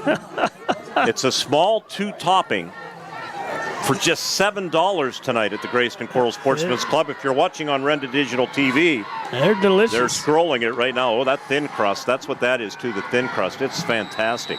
Bartlebaugh, the shadow, he's in the shadow of the goalpost, and the kick is away. And Jones got to come up and pick it up, and nope, he's going to let it roll dead at the 34-yard line. It's just about the same place it rolled dead before, I think. Pretty close. 5-yard difference for the good, or first and 10 for the Homer Center good, I guess. 35-yard line. So 24-yard punt. The first punt was 30. So, well, the Wildcats with 10:56 left in the first half. A golden opportunity here will take over at the Red Dragon 34-yard line. And Brady Frazier continues at quarterback. He'll go under center. Zach Wilson takes the snap, hands it to Hill. Little jump cut, comes near sideline, trying to get to the edge, breaks a tackle at the 30. Spins down to the 24-yard line. Outstanding run. Going to be a first down for Landon Hill. Brock Small on the tackle for the Purchase Line Red Dragons. Their defense allows 152 yards rushing, 89 passing, 241 overall. They're going to say his knee was down, or are they going to bring the chains in? They're going to bring the chains in for a measurement. A lot can happen to kids after hours and not just on the gridiron. Babies get fevers, children step on glass, athletes twist their ankles. If your child or teen needs care and your doctor's office is closed, IRMC at Chestnut Ridge is open 7 days a week, 8 till 8. Since 2009, IRMC at Chestnut Ridge, Old Route 22 in Blairsville, where you can get in, get out, get better. IRMC at Chestnut Ridge voted best urgent care and walk-in clinic in the Best of Indiana County contest. What is it? What's the verdict, Ward? About 3 inches. 3 inches, all right. Short. We'll check the... Just short of the line to gain will bring up a second down and short for the Wildcats. Now, if you really had a little courage here, he would fake it and throw a bomb, and then you got 2 downs to pick this up after that. So let's see if we play close to the vest or we take a shot. Second down and inches. Frazier goes under center. Line of scrimmage just about the 24-yard line. Quarterback keeper for the freshman, and he has a first down easily right up the middle. Getting up slowly for Purchase Line is big 300-pound Dylan Bouch. So let's see where they put the football down. Sometimes it's easier to see on our monitor at this low angle that we're at. It's going to be inside the 24, so we'll call it inside the 18-yard line, or inside the 19-yard line, so we'll call it the 18. That's what the scoreboard has, so that's what we're going to go with. So the Wildcats are in the red zone, the Citizens Ambulance Service red zone, and they hand it to Landon Hill. Landon, good hard-nosed running, which you always get from the talented senior, and he's inside the 15 down to about the 13-yard line for a gain of 5. On the tackle, Quentin Brooks for the Purchase Line Red Dragons. It's good old-fashioned Homer Center football, running the ball between the tackles. I'd like to see a lead blocker out there, though, just to give him a little variety. 8 carries, 55 yards for Landon, who moved past Pete Kuda, as I mentioned, into 4th place all time. Ian Lee's next up on the list, but he's going to have a big 2 games to get past him. I'll give you the number. The give to Hill, runs into his own man, bounces it outside 10-5, right pylon, touchdown. Landon Hill's 10th of the season. And the Wildcats are on the board. They take advantage of the short field, and with 9:27 left in the first half, it's now Purchase Line 14, and the Wildcats 6, Landon Hill back at it again. Special teams, got a good punt, got good coverage, held on 3 downs, and you get the touchdown going the other way. Great job. Nice job by that line. They're giving Landon just enough space that he can get going. Now, here's a situation where Braden Dunn is missed. He's an excellent holder. Dan Jones is an excellent long snapper, but the replacement now is Jackson Arone. He's not used to this. Let's see how it goes. Right-footed soccer-style kicker. Freshman Brady Frazier has set the freshman record for Homer Center, and the kick is up, and the kick is good. Frazier's now 17 of 20 in his freshman season, and the Wildcats are back in it. It's Purchase Line 14 and the Homer Center Wildcats 7 on the IRMC WCCS Wildcat Football Network. With confidence checking from First Commonwealth Bank.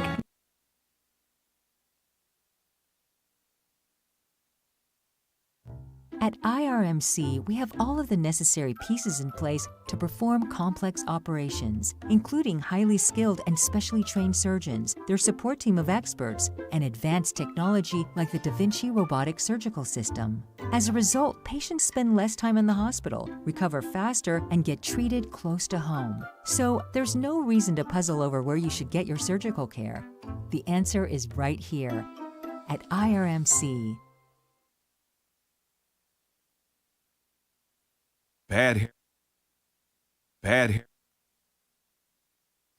day? Bad day at the office? Bad day behind the wheel? Hey, stuff happens, even to the best of us. At least your car insurance rate doesn't have to take a hit. Get Erie Rate Lock from Erie Insurance. Gives you a great rate that stays put until you change a car, driver, or your address. Plus, seriously good service. Now that's something to smile about. Your local Erie agent is William G. Meckling Insurance Agency. Get a quote at 724-465-4261 or visit mecklinginsurance.com. Erie Rate Lock does not guarantee continued insurance coverage and is not available in all states.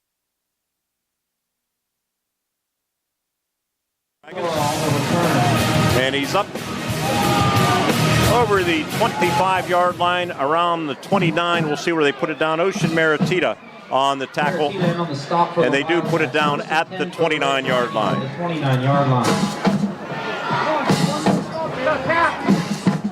Well, now, let's see if that changes the complexion of this a little bit, if the Wildcats can avoid giving up the big play. Of course, the Red Dragons, they still want to keep trying that. They got the good runners to do it, too. Brock Small going to line up in the pistol behind John Ellick, the quarterback. They have a wingman to the right, and they give on an inside handoff, and Small was hit and dropped hard with some authority. Let's see who came for Homer Center, busted that play up. Defensive lineman, I think, wasn't it?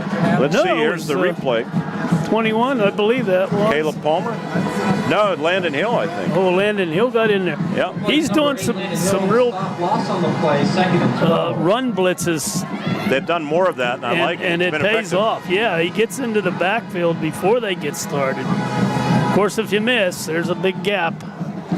Receiver in front of the Homer Center sideline is John Hughes. They go sidecar right.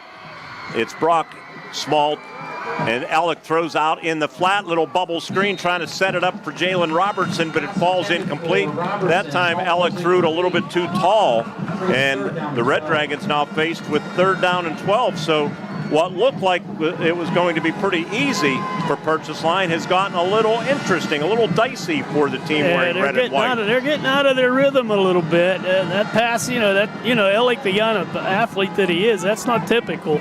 Purchase Line starts 6 seniors, 2 juniors, and 3 sophomores on offense. They're 1 of 3 on 3rd downs. Quick stats brought to you by First Commonwealth Bank. Time to be first.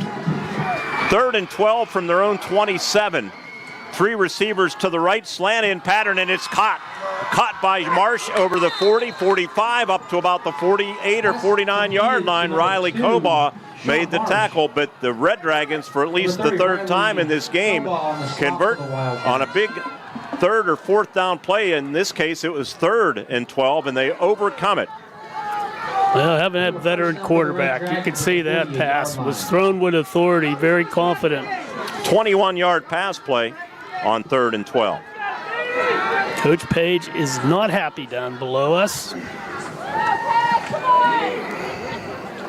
Handoff to Jalen Robertson off of right tackle into Homer Center territory from the 48.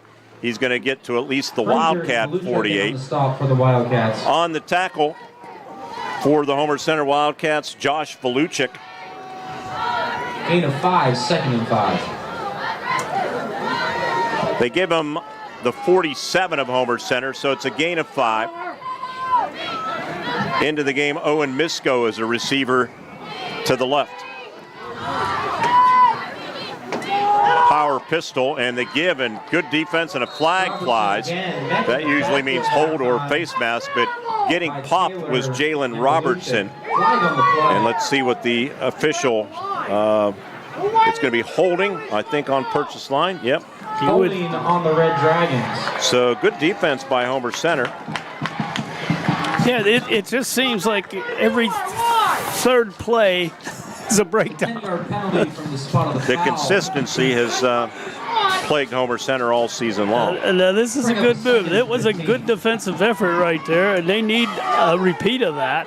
I still think that, sending 5, maybe 6 guys is confusing the blocking and stuffing up the holes, and they don't have to make those downfield tackles. Slot receivers, Jalen Robertson. It's a toss left to Small. Cuts it back, zigs and zags, breaks a tackle, gets to midfield. Small to carry. Gain of about 7. Riley Cobaugh finished him off for Homer Center, but that was a nice-looking 7-yard run for Brock Small. Yeah. Because the Wildcats had it clogged up, and he just kind of showed me really good vision there to pick his way for 7. Again, the tackling's just a little suspect.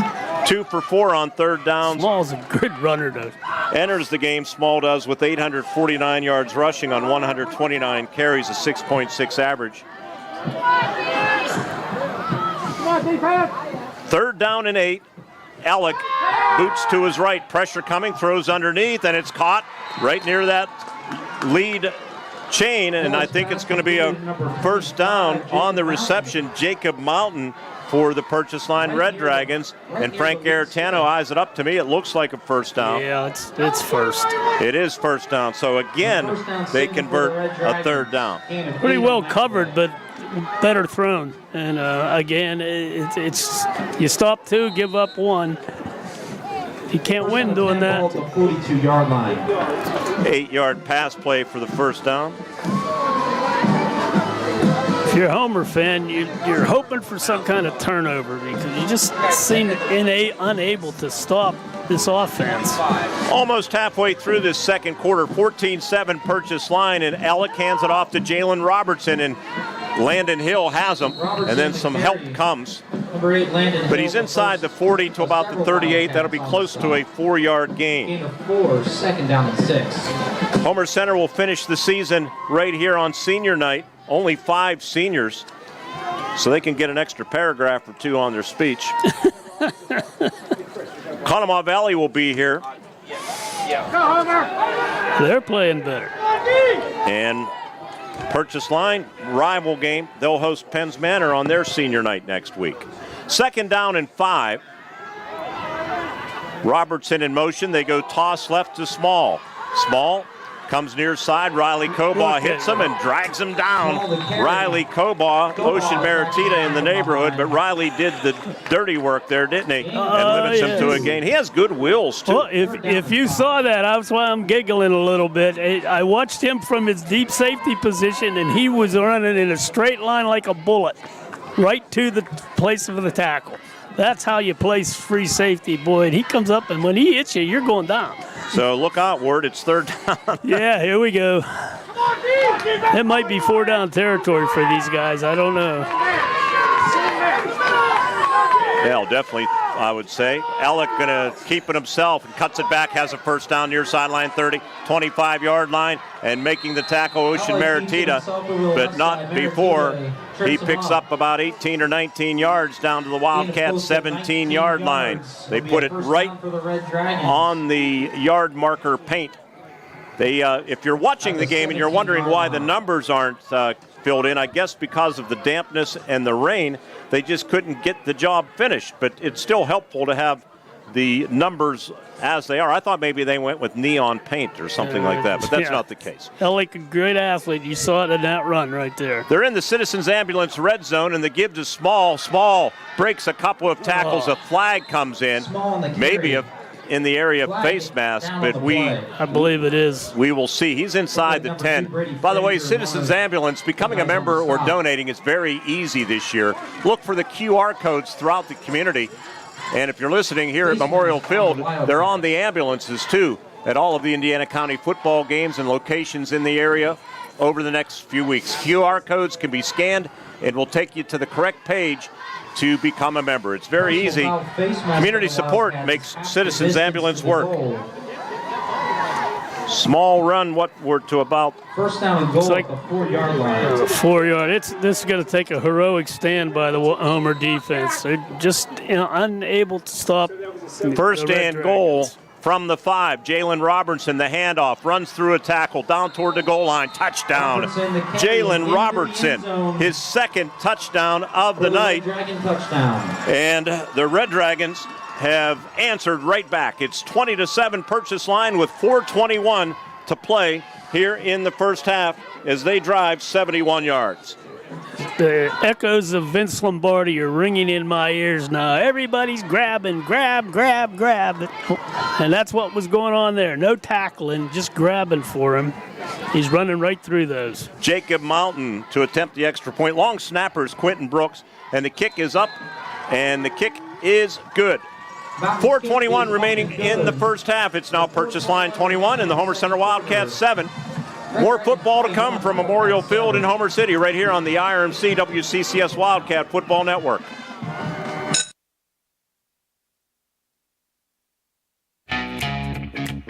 Homer City American Legion Post 493, a longtime backer of Homer Center Athletics, is pleased to be a part of today's broadcast and wishes the best of luck to the Homer Center Wildcats this season. Homer City American Legion Post 493 has served Homer City and our veterans for more than half a century. They are a staple of the community and believe in giving back. So have fun today, teams. Represent your communities well. From your friends at the Homer City American Legion, Post 493. Robindale and its affiliated companies are proud to be a sponsor of all student athletes in the area. For nearly 2 decades, Robindale has been cleaning up refuse coal piles that dot and scar the western Pennsylvania landscape. To reclimate and beautify these areas, Robindale believes deeply in safety, compliance, and community responsibility. If you would like to become a part of the Robindale team, you can contact them at 814-446-6700, extension 122, or see how Robindale can assist your business at robindale.com.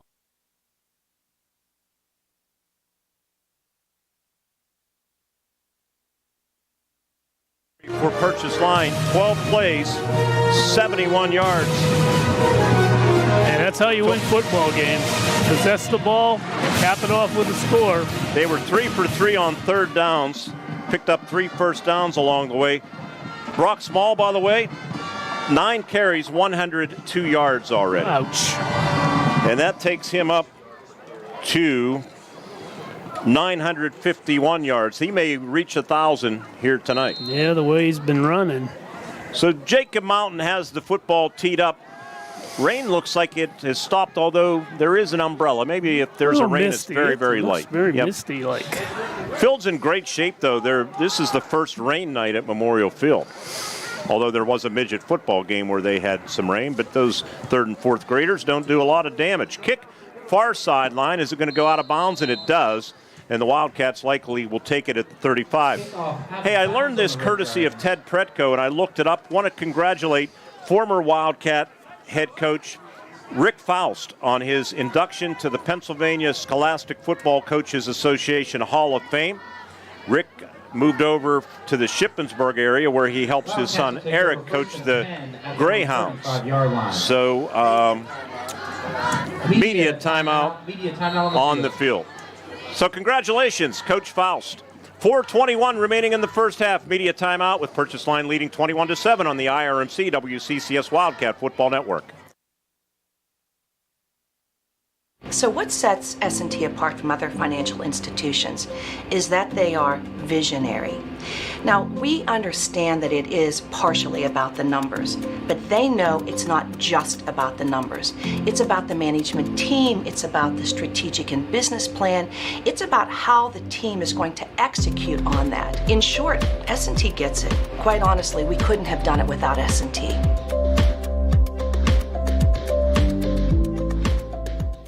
Don't miss the Dowd's 73rd anniversary sale. Whether you want to furnish one room or your entire home, you'll save big. Save up to 40% on custom orders and up to 70% on select floor samples. You'll save on the area's largest selection of in-stock inventory, ready for delivery. Plus, get additional cash discounts or 1-year free financing. The Dowd's 73rd anniversary sale. Dowd's of Plumville and Greensburg. Doesn't your home deserve Dowd's?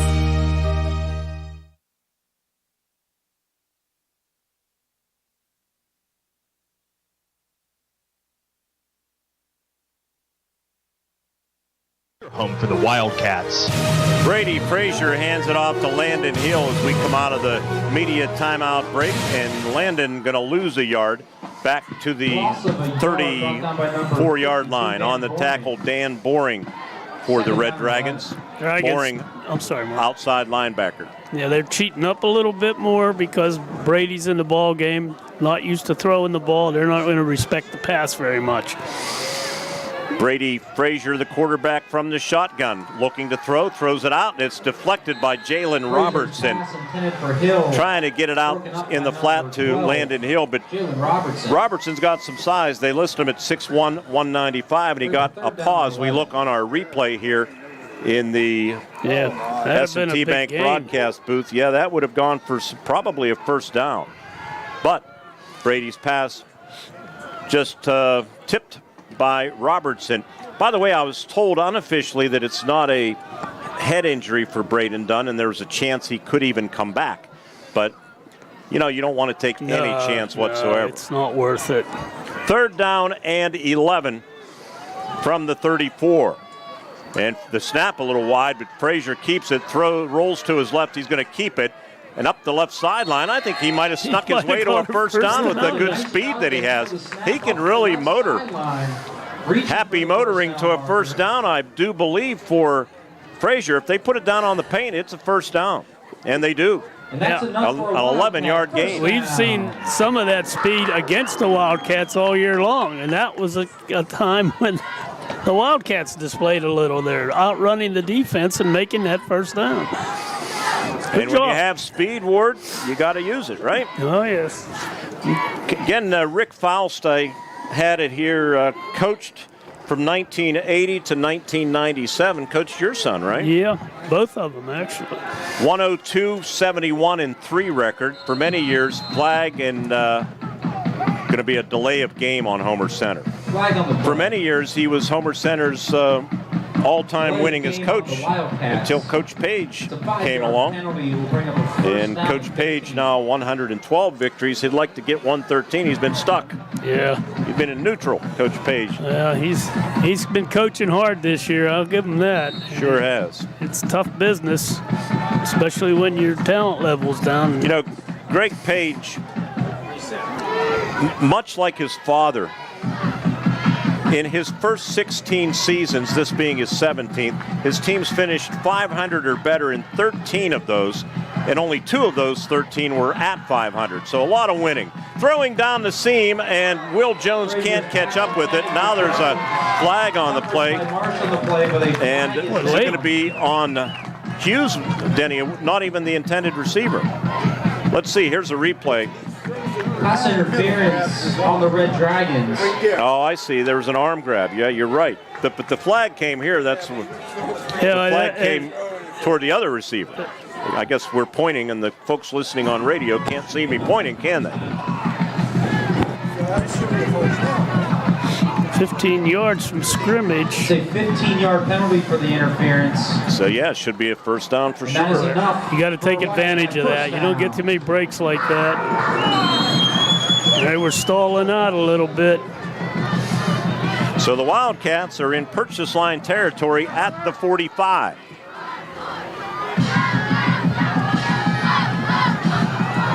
H-back is Palmer, and Frazier keeps it, and Frazier's pushed back with authority. Frazier, not a lot of size yet for the freshman. They list him at 5'10", 157. Quentin Brooks made the tackle. Brooks, the nose guard, at 6'1", 210. Dylan Balch, 5'11", 300-pounder, also in on that tackle. They didn't bite on the motion, a little side motion there by Homer's wingback, and they ran behind that. No dice. 3 minutes left. First half, 21-7 Red Dragons, 2nd and 10. Frazier, play action. Backside pressure coming Robertson. He's going to keep it. He's trying to cut it back, but he's met hard by John Ellick and also Dan Boring. I thought, boy, if he gets through that seam there, he might run toward the left pylon. We have the benefit of a replay, but good defense by Purchase Line. They closed it off and limited him to a 2-yard gain. Might go back to that little swing pass to Landon in the flat there. Wildcats are 2 for 4 on 3rd downs. If you're watching at the bottom of the screen, Dan Jones and Jackson Arone. And Braden looking to pass. Firing over the middle, and it's grabbed nicely by Palmer. Breaks a tackle, 35-30, down to the 29-yard line. That's some great hands by Caleb Palmer, who just made his 12th catch of the season, and John Hughes dragged him down. Outstanding by Caleb Palmer. 12th and best of the year. Great job. Tough to catch in a crowd, but he went up and grabbed it, picked up the first down. Wildcat ball. I felt really bad for Caleb Palmer last week. He would have had his first ever touchdown pass on a well-executed play, only to have an official steal it away. The give to Landon Hill, and a gain of about 3 to the 25-yard line. led that time by number 50. Making the tackle, Ethan Bartlebaugh. Dylan Balch. Balch also being Line's credited. just not getting to that second level where you can get landed into that level. He is going to create havoc, but he's got to get him there. Low snap. Frazier handles it, steps up in the pocket, going to be sacked. Frazier sacked. Pressure coming up the middle. Jalen Robertson and John Alec, and the Wildcats are going to take a timeout. With 1:12 remaining in the first half, Wildcats call a timeout, brought to you by Luxembourg's Jewelers. Now's the time to lay away for the holidays at the Indiana Mall in downtown Indiana location, serving Indiana and the surrounding area since 1916. We'll pause for 30 seconds and come back to Memorial Field with the score purchase line 21 and the Homer Center Wildcats 7 on the IRMC WCCS Wildcat Football Network.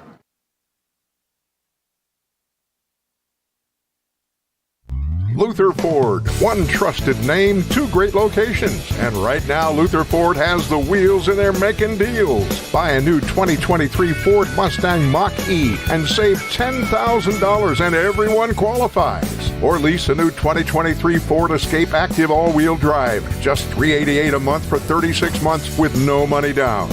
Luther Ford, two great locations, Route 119 Homer City and Admiral Perry Highway Evansburg.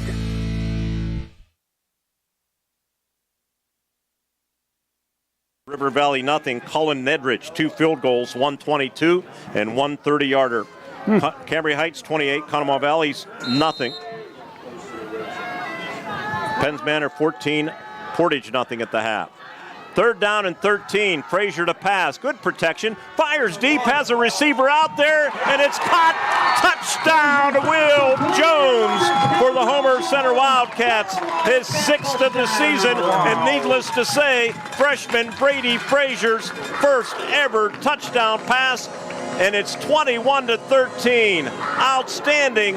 Frazier to Will Jones. That was a beaut.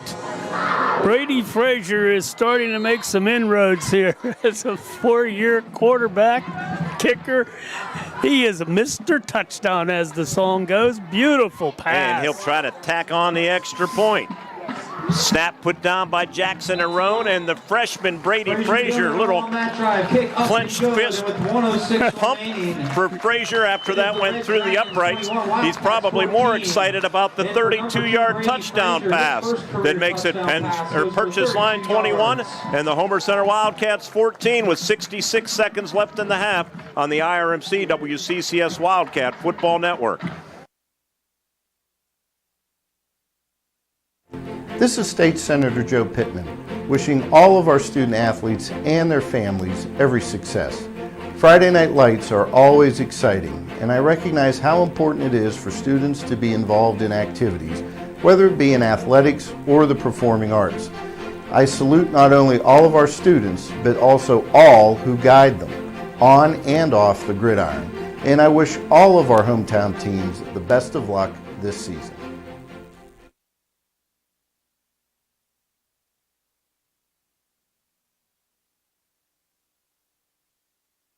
And 101.1 FM. Frazier to kick off. Well, he's having a night, huh? Yeah, sure is. 32, Jerry, right? 32-yard pass. Frazier's kick is a squibber. Good one. It's going to be good one. Downed at the 32-yard line by purchase lines. Was that Sean? No, 8, actually. That's Seth France.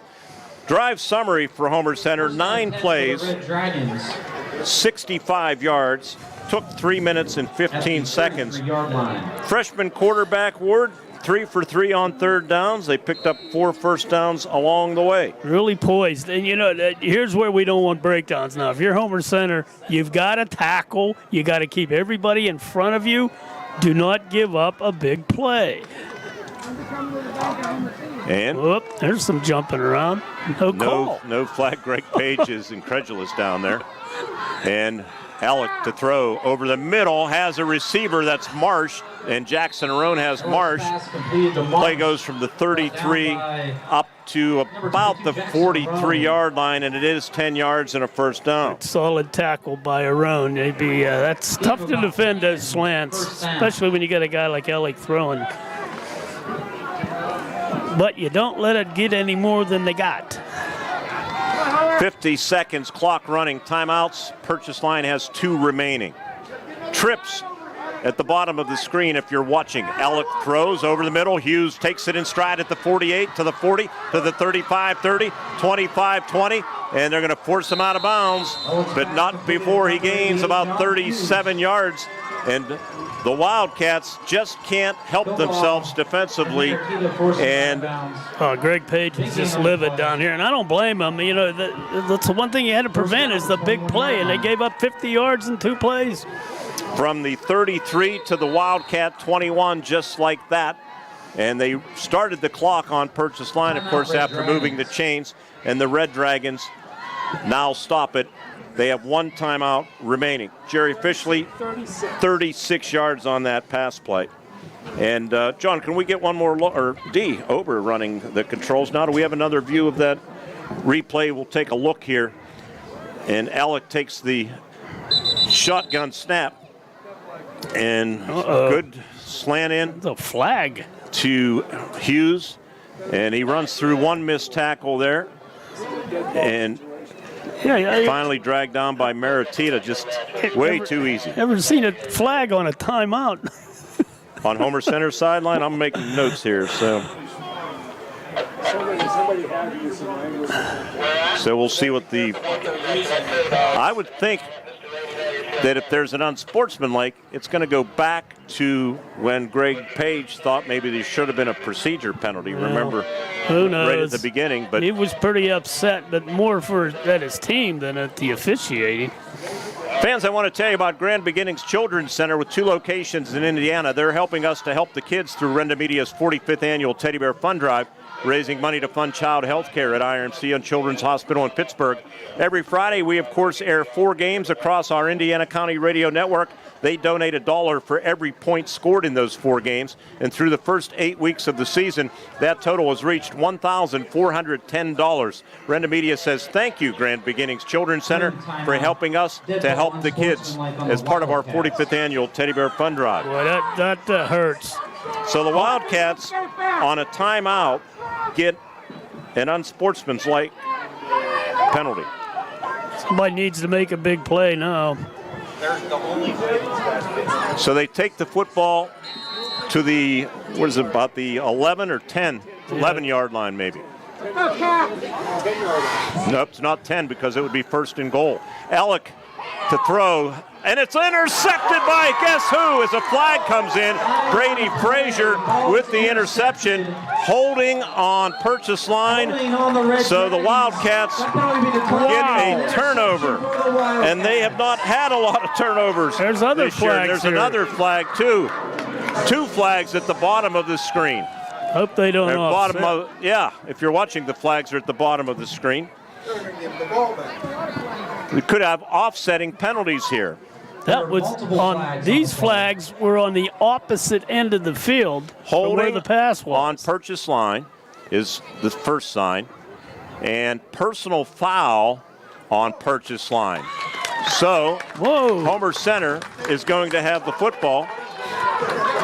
And if they take that penalty, they get another 15 yards with 25 seconds to go.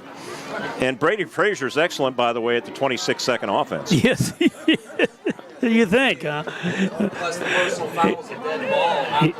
He's not going to, forming a legacy already here. The personal fouls after the play, so they will mark that off. Interception by the Wildcats will stand. Where'd that take it to? They're still back in the hole. I mean, they did well to stay this close.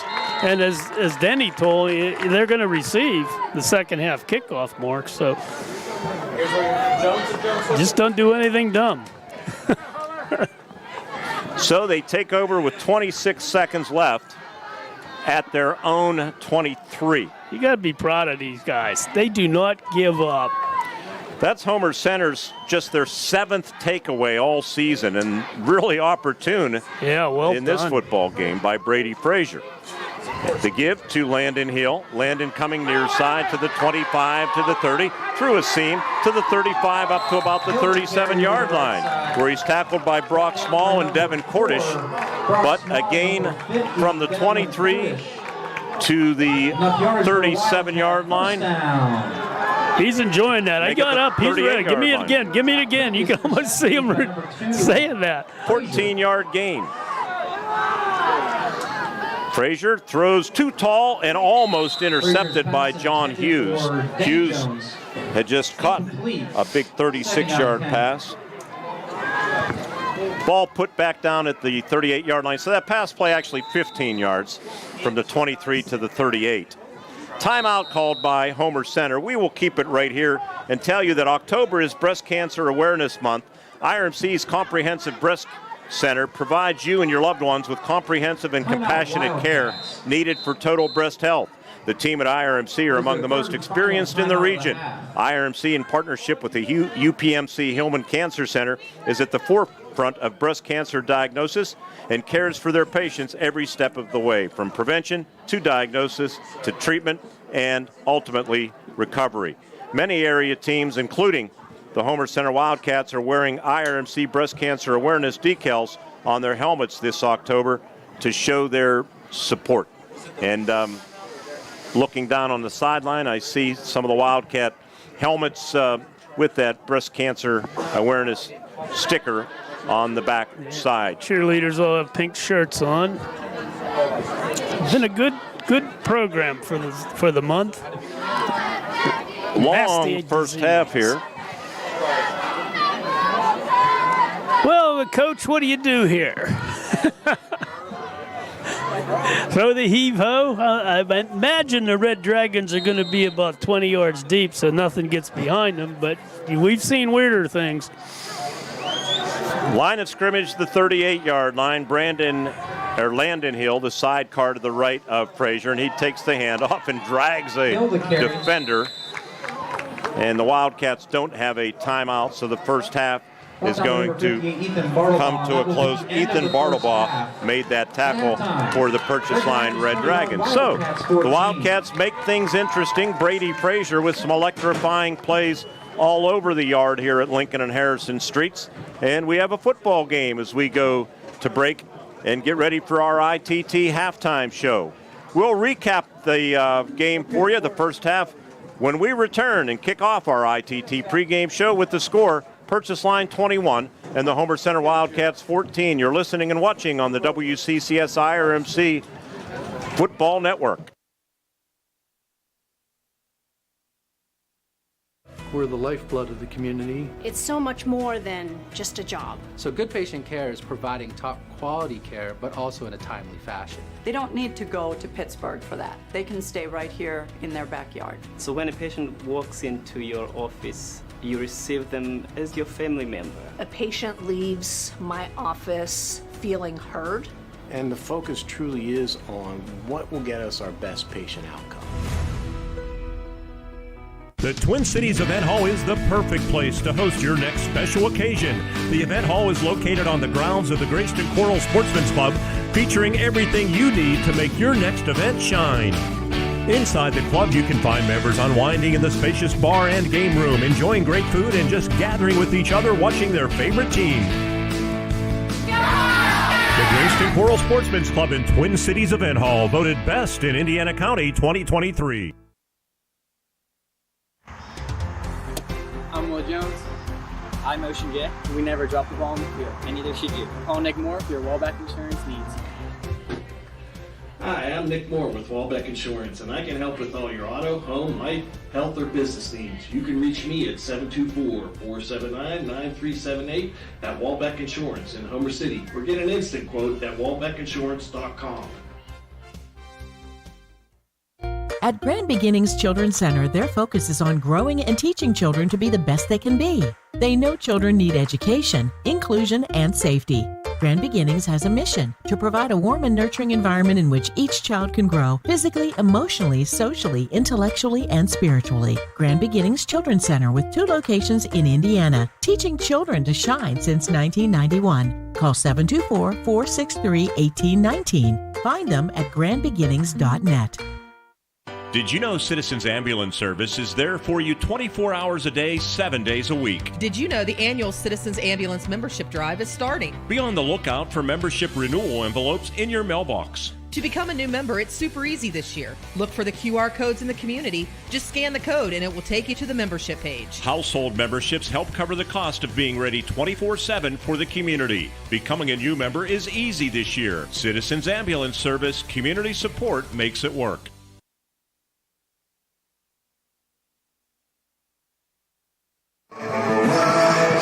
The ITT Halftime Show continues, presented by Indiana Total Therapy.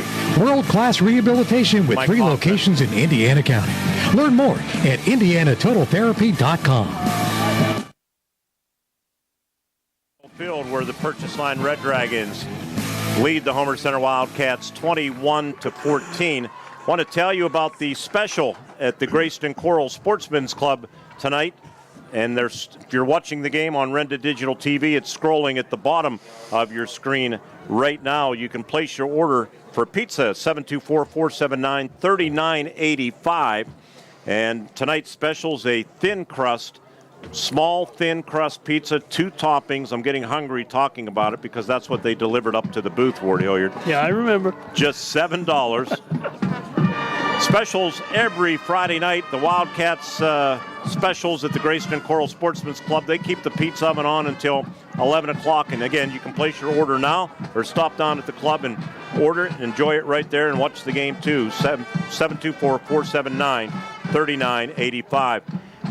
Purchase Line High School Marching Band on the field performing. And rain hasn't been too bad tonight, really.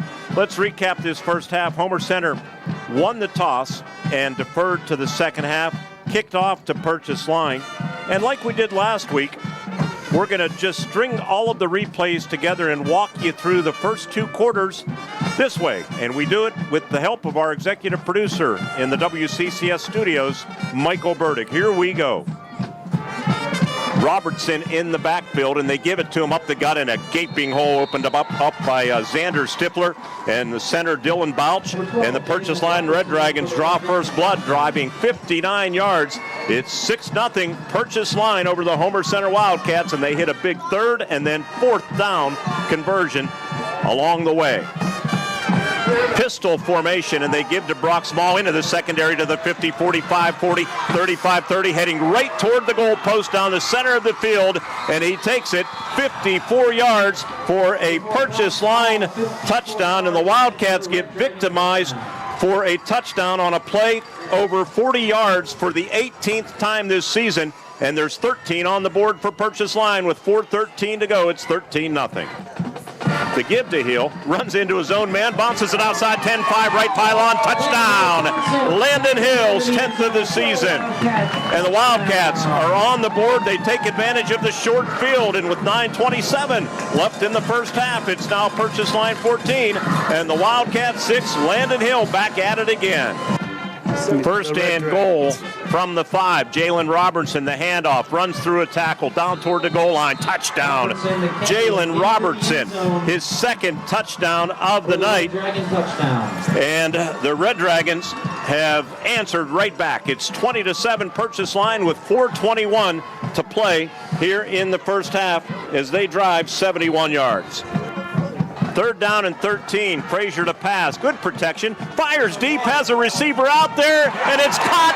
Touchdown to Will Jones for the Homer Center Wildcats. His 6th of the season. And needless to say, freshman Brady Frazier's first ever touchdown pass.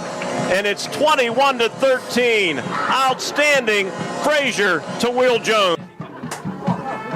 Yeah, and Brady added the extra point to make it 21-14. At that point, 32-yard hookup from Frazier, who replaced the injured Braden Dunn in the first quarter. And Jones has been a favorite target of all Homer Center quarterbacks And Ward, unfortunately, they've had to use too many quarterbacks these last two seasons. You know, I'm sure Coach Page never dreamed that this is the position he'd be in Game 8 or Game 9. Just to close out the first half recap, Purchase Line came right back. It looked like they were going to really throw a dagger to Homer Center. They started at their own 33 and hit a 36-yard pass to John Hughes. A timeout was called, and an unsportsmanlike penalty was called on the Homer Center bench. But the Dragons had a 1st and 10 at the 11-yard line of Homer Center. Brady Frazier, an interception to close out the first half for Homer Center and keep it a 7-point game.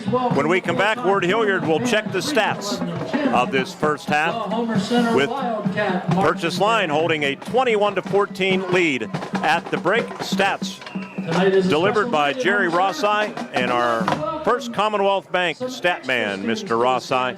Ward has the stats when we return. 21-14 Dragons right here on the IRMC WCCS Wildcat Football Network. At Mark Arbuckle Nissan here in downtown Indiana, we sell more new Titans than any other dealer in our region of the country. That's because we have more Titans to choose from, and we give great deals on new Titans every day. And there'll never be a better time to buy your new Titan truck than right now. And there's no better place to buy your new Titan truck than Mark Arbuckle Nissan. That's Mark Arbuckle Nissan, because if you buy a Nissan someplace else, you'll pay more money. We're the lifeblood of the community. It's so much more than just a job. So good patient care is providing top quality care, but also in a timely fashion. They don't need to go to Pittsburgh for that. They can stay right here in their backyard. So when a patient walks into your office, you receive them as your family member. A patient leaves my office feeling heard. And the focus truly is on what will get us our best patient outcome.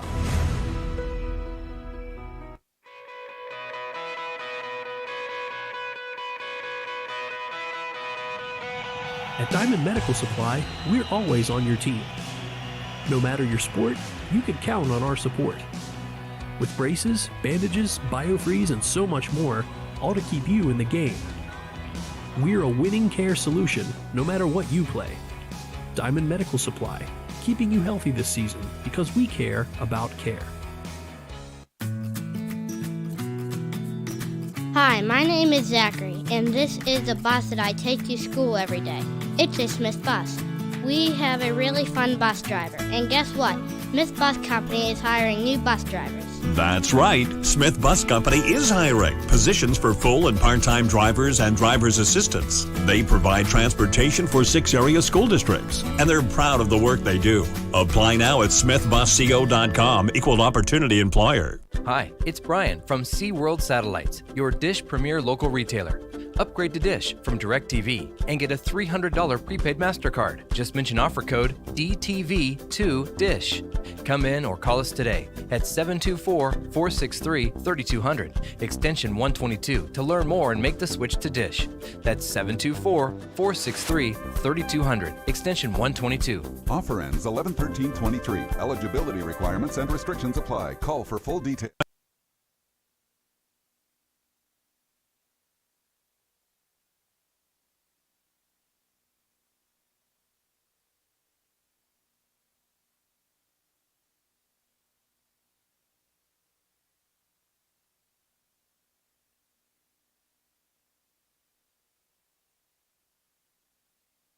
Just line. It looked like it was going to be a rout, but the Wildcats just keep scrapping back. You got to be impressed with these kids. I'm really proud of how they are so resilient, and they're very much in this ball game. Let me give you the stats here. Purchase Line, John Ellick had 3 carries, 17 yards. Brock Small, the big night, he had 102 yards on 9 carries, and that included a touchdown. And Robertson had 6 carries, 23 yards. He had 2 touchdowns. He's a big boy in that backfield. 18 carries, 142 yards and 3 touchdowns on the ground. Ellick, 5 of 8 through the air, 103 yards there. So they got 142 on the ground, 103 through the air, which gives them 245 for that first half. And a lot of those big plays hurt. For Homer Center, Landon Hill, once again, 13 carries, 92 yards and a touchdown.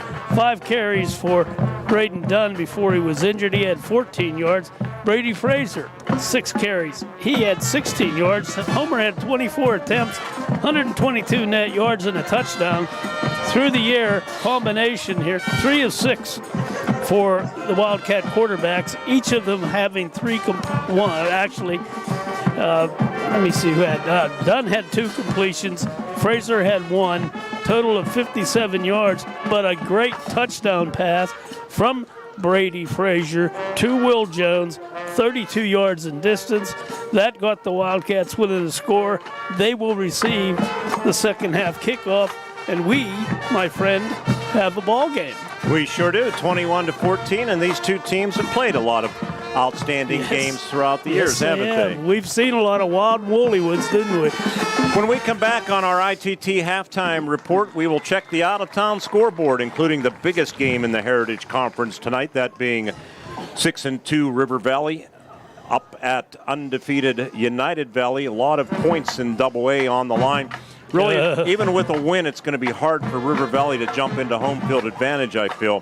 But it would hurt United Valley. They will definitely drop below that number 2 spot. They're currently second behind Richland, and they would drop down to 3rd or 4th. And the reason that's significant is you get 1 home game, and you play a tougher opponent, of course, but you're not guaranteed of 2 home games if you're a 3rd or 4th seed. So a lot on the line for both of those teams, really, but more, I think, for United Valley to maintain that number 2 standings. We'll tell you how they're doing and take you on a trip around the Heritage Conference again when our ITT halftime show continues with the score Purchase Line 21 and the Homer Center Wildcats 14 right here on the IRMC WCCS Wildcat Football Network. The Twin Cities Event Hall is the perfect place to host your next special occasion. The event hall is located on the grounds of the Grayston Coral Sportsman's Club, featuring everything you need to make your next event shine. Inside the club, you can find members unwinding in the spacious bar and game room, enjoying great food and just gathering with each other watching their favorite team. The Grayston Coral Sportsman's Club in Twin Cities Event Hall, voted best in Indiana County 2023. At Grand Beginnings Children's Center, their focus is on growing and teaching children to be the best they can be. They know children need education, inclusion, and safety. Grand Beginnings has a mission to provide a warm and nurturing environment in which each child can grow physically, emotionally, socially, intellectually, and spiritually. Grand Beginnings Children's Center with 2 locations in Indiana, teaching children to shine since 1991. Call 724-463-1819. Find them at grandbeginnings.net. Grayston Coral Sportsman's Club invites you to take a look at the club voted best in Indiana County 2023. Inside, you can find members unwinding with friends and enjoying delicious food like their homemade pizza. You can relax in the club by playing darts, pool, or shuffleboard. The club is a great place to watch your favorite team with family and friends. Proud to sponsor the Wildcats, the Grayston Coral Sportsman's Club on Neal Road in Grayston. Did you know Citizens Ambulance Service is there for you 24 hours a day, 7 days a week? Did you know the annual Citizens Ambulance membership drive is starting? Be on the lookout for membership renewal envelopes in your mailbox. To become a new member, it's super easy this year. Look for the QR codes in the community. Just scan the code and it will take you to the membership page. Household memberships help cover the cost of being ready 24/7 for the community. Becoming a new member is easy this year. Citizens Ambulance Service, community support makes it work.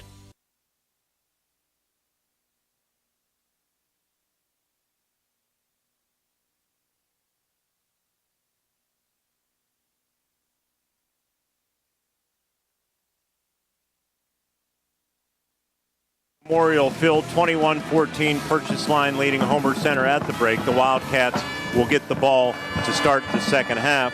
Let's recap the scoreboard for you. We had some scores along the way. These are updated now on the out-of-town scoreboard. Brought to you by First Commonwealth Bank. Time to be first. At the half, Marion Center leading Conemaugh Township 28-20. Conemaugh Township looking for their first win of the season. Cambria Heights leading Conemaugh Valley 28-0. Valley will be here for the first time in many, many years next week to close out the season for Homer Center. And the Blue Jays will pay a visit, 6:15 airtime, next Friday night right here at Memorial Field. Again, they trail the Highlanders. Cambria Heights has really come on and gotten better as the season has progressed. It's 28-0 Heights.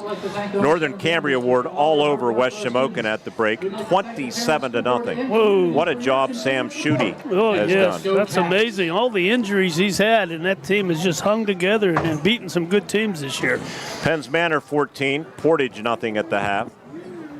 Sorry to interrupt your pizza break. Well, I took a bite here, but United Valley leading River Valley 6-0 at the break. 2 Colin Nedridge field goals, 22-yarder and a 30-yarder. Interesting. They're stalling out a little bit. Touchdown and an extra point away. River Valley could have the lead. The game's very much in doubt. And the WPIAL struggling Indiana program losing to North Catholic 28-0. So that's your out-of-town scoreboard. Want to thank our entire broadcast crew and those behind the scenes, including the guys behind me. John Smathers, our digital manager for Renda Media and our producer of Wildcat Games on Renda Digital TV, being assisted by just a fabulous partner of Renda Media, that is SeaWorld Satellites, and Dee Ober's not bad either. He's actually being trained tonight. Dee helps us out with equipment when we need it, some special Wi-Fi that might be necessary from time to time, and any number of things throughout the years that have come up. SeaWorld is just fabulous. I'm a Dish Network subscriber, and you can be too. Give them a call at SeaWorld Satellites, and they can help you out. They also have an interesting antenna that I'm going to invest in. I just got to schedule my appointment to get all of the local channels with over-the-air. And they can come and do a test, right, Dee? At your house, they have a meter, and they can tell you about the reception you'd get with the Pittsburgh channels, the Johnstown and Altoona channels, depending on where you live. It's very inexpensive, but I won't give that away on the air. You can just call SeaWorld Satellites and learn a lot more about their over-the-air antenna, just like the old days were when we used to put aluminum foil on our rabbit ears. And you know the worst thing about that? You had to get up off of your chair to change channels and everything. Channel. We only got 3. Very annoying. We had 3 channels back I remember, it's playoff time in baseball. I remember because all of the World Series games back in the day were day games. You'd race home from school and turn on Channel 6 so you can see the World Series. I got to see Maz's home run by doing that. Maz Day was, last week I think was the anniversary. They still do that too. So teams will be coming out of the locker rooms. That is our ITT halftime report. Our executive producer back at WCCS's studios at 9th and Philly. He's been with me for many, many years and does great work. Michael Burdig. Our stats compiled by Jerry Rossi. Our spotter in the booth looking to make road trips again in the future, he tells me. Dennis Mester with Ward Hilliard. I'm Mark Burdig reminding you it's 21-14 Purchase Line as we get set for the second half of action right here on the IRMC WCCS Wildcat Football Network. The Homer City Area Athletic Booster Club was founded 65 years ago to support and sponsor a startup midget football program. Some 65 years later, the Boosters have grown and now serve as the primary recreational arm of the Homer Center School District, sponsoring various sports such as baseball, softball, elementary boys and girls basketball, and yes, Bears football remains the foundation for our Varsity Wildcats program, teaching the basic skills to our children. Go Bears and go Wildcats from the Homer City Area Athletic Booster Club. Homer City American Legion Post 493, a longtime backer of Homer Center Athletics, is pleased to be a part of today's broadcast and wishes the best of luck to the Homer Center Wildcats this season. Homer City American Legion Post 493 has served Homer City and our veterans for more than half a century. They are a staple of the community and believe in giving back. So have fun today, teams. Represent your communities well from your friends at the Homer City American Legion Post 493.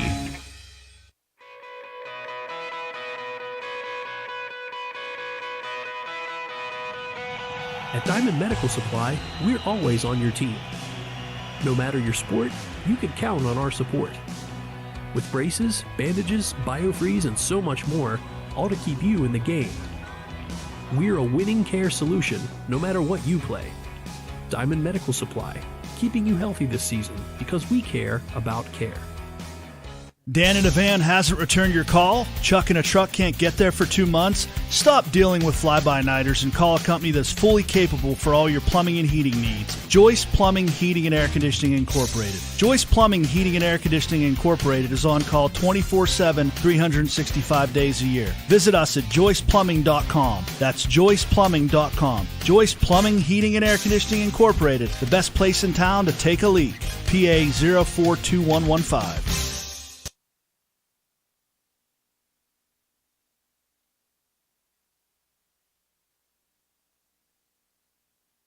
With 14 points in that first half, and you can cash in at the Altman Volunteer Fire Department Bingo. They play bingo every Thursday at the Altman Volunteer Fire Department Hall, which is a very nice facility. Doors open at 5, games start at 6:30. Progressive payouts increase by $10 for every 10 players after 60. Come out every Thursday night at the Altman Volunteer Fire Department for bingo. And Renda Media, of course, salutes all of our emergency responders and the many volunteers involved at the Altman Volunteer Fire Department, which is located at 58 7th Street in Altman, just off of Route 286. Thank you, Altman Volunteer Fire Department, for all you do and for your support of the team wearing black and white. And everybody to my right involved in this broadcast are of bingo age. Mr. Hilliard, Mr. Rossai, Mr. Mester. I'm old enough Anybody to play plays bingo, though, right? Jimmy Sutter plays bingo. Hey, we want to give a shout-out to Jimmy Sutter. I understand he may be coming home tomorrow. Oh, boy, that's wonderful. I think he's been vacationing in Hawaii, from what I was told. Yeah, he's probably going to go surfing again. You know how he gets. Surf. Jimmy Sutter. Jimmy, I know you called me earlier. We were in the middle of a bunch of stuff here, but we'll try to. Got to go down to Dean's Ward for some chocolate pie after the game. So Homer Center will receive the second half kickoff, which will be presented by Grand Beginnings Children's Center. Get your children ready to shine at Grand Beginnings Children's Center. 2 locations in Indiana. Jacob Mountain has it teed up for the Purchase Line Red Dragons. Braden Dunn is back to receive on the left side. He's not the deep receiver. That's Riley Cobalt. Yes, he is. Well, that's good news. That is very good news. And now we have a quarterback controversy. Yes, we do. I think I know what I'd do, but I'm not going to say anything. I think Denny agrees, too. Well, I would go back to Braden. Yep. I'd go back to Braden Dunn. I think you're going the other way, huh? And it's taken by Will Jones at the 9-yard line. Good kickoff by Mountain to the 25. Makes a little move. Gets by Misko. 25-yard line is where he goes down.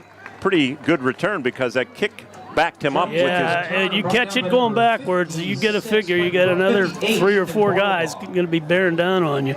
Nice job. Decent field position. Let's see what they do now. And let's see who the quarterback is. It would be interesting if they went with Brady Frazier and Dunn as a receiver. And Braden Dunn is coming out as the quarterback. Word just as I would do. More experience. Well, but Brady Frazier did a heck of a job. He sure did. So Landon Hill repositions himself to the left of Braden Dunn. And Landon gets the handoff, and Landon, hard-nosed running, up to about the 27-yard line. A gain of 2. What did Landon have in the first half, Jerry? Gain of 2, 2nd and 8. 92 yards. Yeah, he's running much better. He's getting some gaps there. That line is getting better. Coach Page alluded to that, and I think they are, and they're opening some gaps for him. I mentioned that I would tell you how far away he was from Ian Lee in the first half, and I never did. I'll do it after this play. Braden Dunn to pass, throws it out to Dunn, but overshoots Landon Dunn. The football goes into the Wildcat bench. He had to float it over defender for the Purchase Line Red Dragons, Devin Cordish. So Landon moved past Pete Kuda. Now, he entered the game with 2,628 yards, so he's approaching 100 on the night. Next up, Ian Lee. Ian finished his career with 2,879 yards. So that's a little out of reach. No, not really. It's less than 200 yards now, right? Oh, I didn't hear that right. 3rd down and 7. And taking the direct snap, Braden Dunn fires over the middle, and it's intercepted by Brock Small. Small's 3rd pick, 15-10, banged out of bounds by Landon Hill. But this opportunistic ball-hawking defense of the Red Dragons strikes again. And they will have 1st and goal. And Small, the free safety, read that. Or strong safety he is actually. That's his 3rd interception. Yeah, he just stepped right in. Perfectly picked, in stride. So they put the football at the 6-yard line. 29-yard interception return for Small. Once again, the defense got to come up big. With the football for the purchase Ellick. line, Red Dragons, the quarterback keeping it, John Ellick. Caleb Palmer on the tackle. Palmer on the stop. 2nd down and goal. Well, that hurt. Say this is a big stop is understatement. This will take a heroic effort on part of this defense. Pistol back is Brock Small. They have a sidecar, Jalen Robertson, and Alex going to keep it, and Alec into the end zone as he bounced it outside and just had enough real estate to get it in as Alec rushes for his 6th touchdown of the season. And the Red Dragons capitalize on the Brock Small interception and the 29-yard interception return to the 6-yard line. 2 plays later, it's now 27-14 purchase line with 10:34 left in the 3rd quarter. Jacob Mountain to attempt the extra point out of the hold of Wyatt Sharetti. His cousin plays on the Northern Cambria team. And the snap is put down by Wyatt, and the kick from Mountain is good. He's 4 for 4 tonight. Too bad for Homer Center, as it might take a little start shot of them. That interception and the score. And it's 28-14 purchase line over the Homer Center Wildcats right here on the IRMC WCCS Wildcat Football Network. The Twin. Luther Ford, one trusted name, 2 great locations. And right now, Luther Ford has the wheels and they're making deals. Lease a new 2023 Ford F-150 Super Crew 4x4, just $493 a month. Or lease a new 2024 Ford Edge SE all-wheel drive, now $399 a month. Both 36-month leases with no money down. Luther Ford, 2 great locations, Route 119 Homer City and Admiral Perry Highway, Evansburg. The Homer City Area Athletic Booster Club was founded 65 years ago to support and sponsor a startup midget football program. Some 65 years later, the Boosters have grown and now serve as the primary recreational arm of the Homer Center School District, sponsoring various sports such as baseball, softball, elementary boys and girls basketball, and yes, Bears football remains the foundation for our Varsity Wildcats program, teaching the basic skills to our children. Go Bears and go Wildcats from the Homer City Area Athletic Booster Club.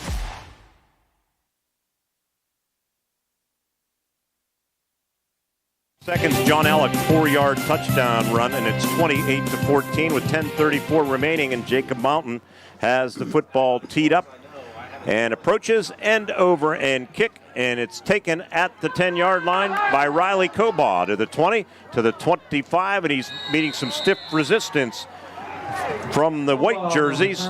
Devin Cordish on the kick coverage, and we have a Wildcat player down at the 30-yard line, and we'll see who that is. He's on his stomach as trainer Bob and the Wildcat coaches head out, and I'm not sure exactly who that is. Maybe if we have a replay, I'm not sure if we have a replay of the kick, we might be able to spot the injured player that's being attended to.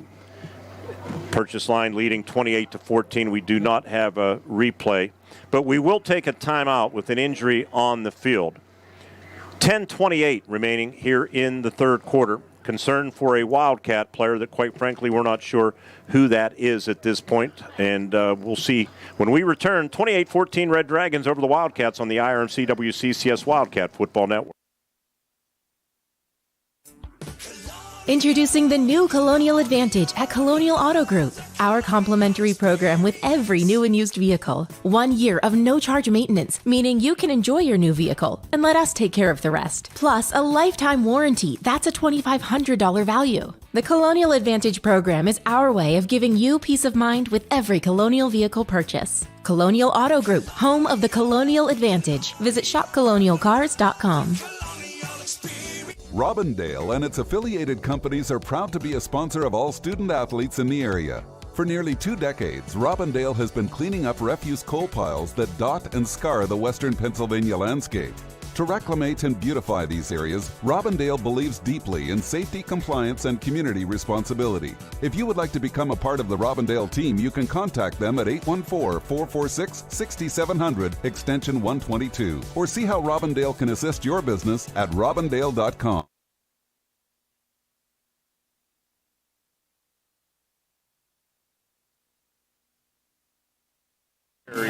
Walking off the field, kind of grabbing his right shoulder a little bit, and might have had the wind knocked out of him too, but appears to be, does he have his hand up around the shoulder? Yeah, he's holding his right shoulder a little bit. Yeah, so he's coming to the bench with the doctor that's on duty here tonight for the Wildcats, and he'll be attended to. But Wildcats will have the football staring at the scoreboard in front of them, trailing by 14 points starting at their own 25-yard line. And with the football, is that Landon Hill? Yeah. And not a lot of room there, is there? He's going to go down. No room. No room at all that time. Gain of a yard, forward progress to the 26-yard line. On the tackle, Dylan Bouch for the Purchase Line Red Dragons. Bouch, a senior, 5'11", 300-pounder. They start 7 seniors on defense, 2 juniors, 2 sophomores. Their roster makeup board is a little lopsided. I'll mention it after this play. Doesn't really bode well for next year, in my opinion. 2nd down and 9, escaping traffic is Braden Dunn, but he's going to get back to the line of scrimmage, and that's about all. Seth France was one of the players in pursuit, a sophomore, 5'10", 170.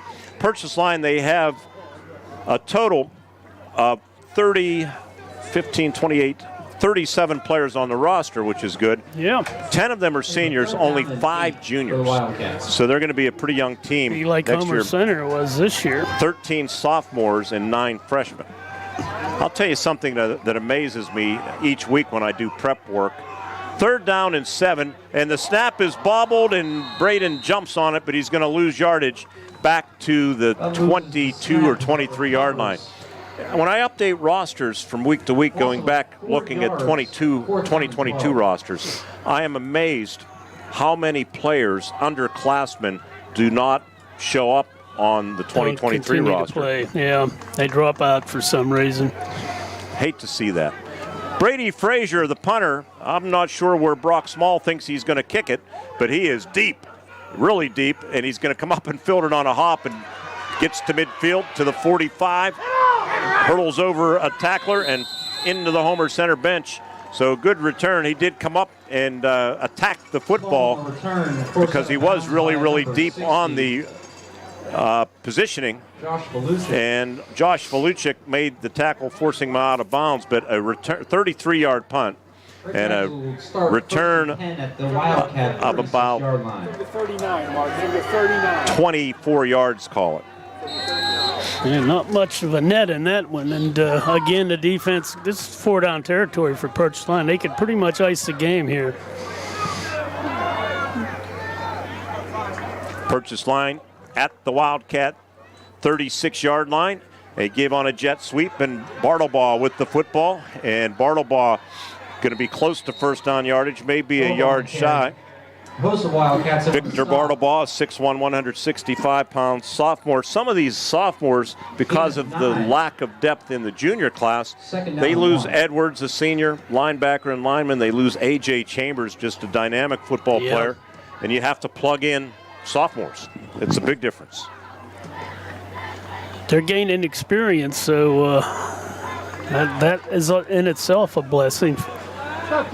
Not the way you want to go, though, but you got to play who you got. Pistol back is Brock Small, who's over 100 yards rushing tonight. You got there's a double penalty wing there. Or they call timeout. Timeouts all night long brought to you by Luxembourg Jewelers. Time to lay away for the holidays at Luxembourg Jewelers in Indiana and at the Indiana Mall. They are Indiana's jeweler since 1916. 28-14, the score here at Memorial Field with 7:41 remaining in the third quarter on the IRMC WCCS Wildcat Football Network. Grayson.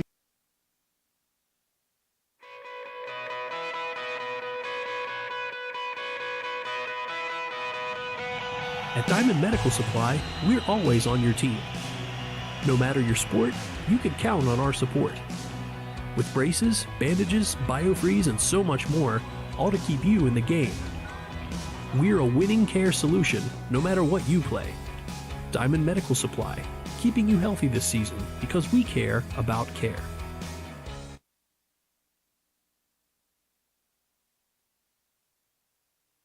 And a yard out of the purchase line. Timeout from the Wildcat 27-yard line. Same formation, double wing to the right, and Jalen Robertson in motion, and they give it to Brock Small. Breaks a tackle, comes near sideline.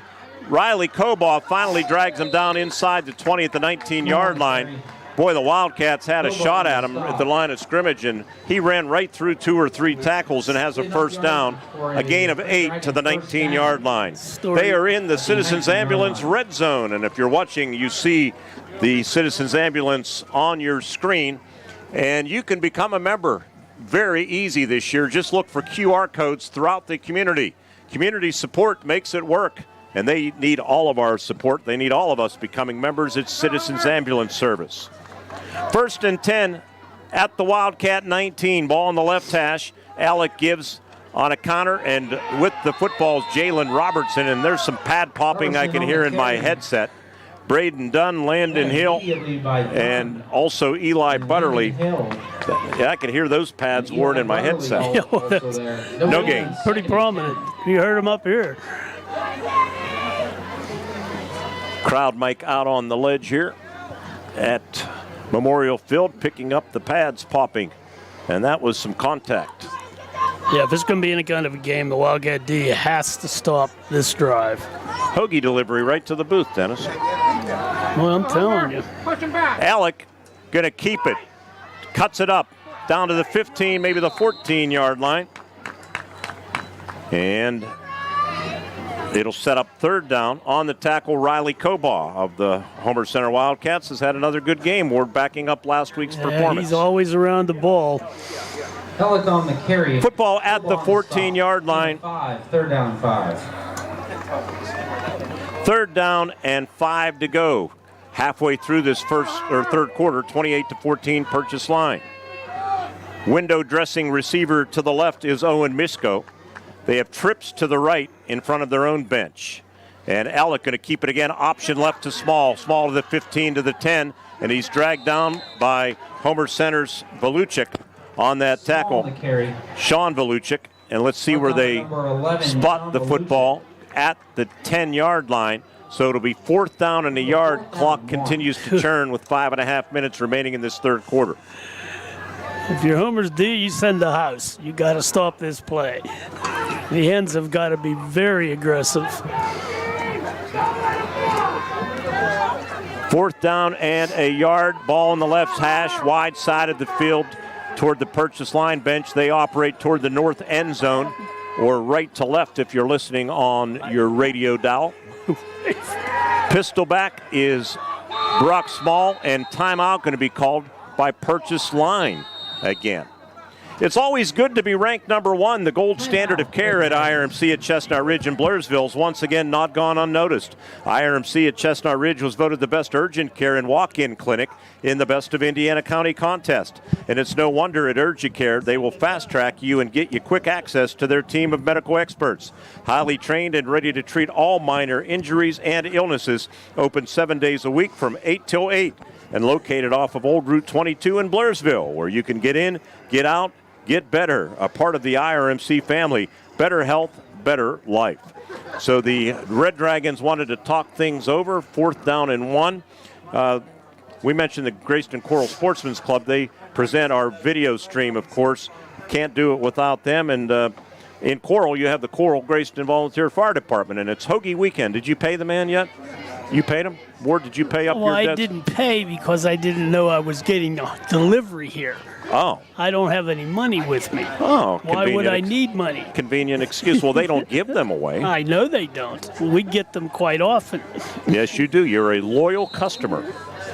I think you're This is for the Hilliard's last 8. the loyal customers. She buys them all the time. Fourth down and a yard. Alec with Robertson and Small in the backfield. Takes the shotgun snap, cuts it up, has a first down to about the 5-yard line or pretty close to it. So they just followed the right side of that line.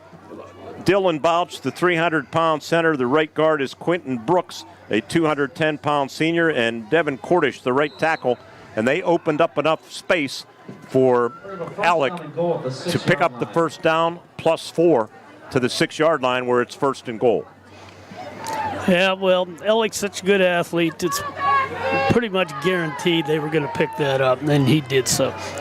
Pistol back again, Small. They reposition Bartlebaugh, give it up the middle to Small. Small spins off a tackle and into the end zone for a touchdown. Outstanding effort for Brock Small, as again, not real good tackling for Homer Center, and he takes it in from 6 yards out to make it 34-14 with 4:31 to play in the third quarter. You credit Small, but you got to wrap up and tackle. You got to wrap. You can't grab with your arms and hope to bring it back like that down. You've got to put a shoulder into him. And for some reason, Homer just reluctant to do so. I won't say they're incapable, just reluctant. Jacob Mountain to attempt the extra point. He's 4 for 4 tonight. Wyatt Shreddy, the holder, and he puts the snap down, and Mountain's kick is up, and it is good. He's 5 for 5 with 4:31 remaining in the third quarter. It's now Purchase Line 35 and the Homer Center Wildcats 14 as the Dragons have put 14 on the board here in the third quarter to bust things open. 21-point lead as we go to break on the IRMC WCCS Wildcat Football Network. Hi, my name is Zachary, and this is the bus that I take to school every day. It's a Smith bus. We have a really fun bus driver, and guess what? Smith Bus Company is hiring new bus drivers. That's right. Smith Bus Company is hiring positions for full and part-time drivers and driver's assistants. They provide transportation for 6 area school districts, and they're proud of the work they do. Apply now at smithbusco.com, equal opportunity employer. Hi, it's Brian from SeaWorld Satellites, your Dish Premier local retailer. Upgrade to Dish from DirecTV and get a $300 prepaid MasterCard. Just mention offer code DTV2DISH. Come in or call us today at 724-463-3200, extension 122 to learn more and make the switch to Dish. That's 724-463-3200, extension 122. Offer ends 11/13/23. Eligibility requirements and restrictions apply. Call for full details.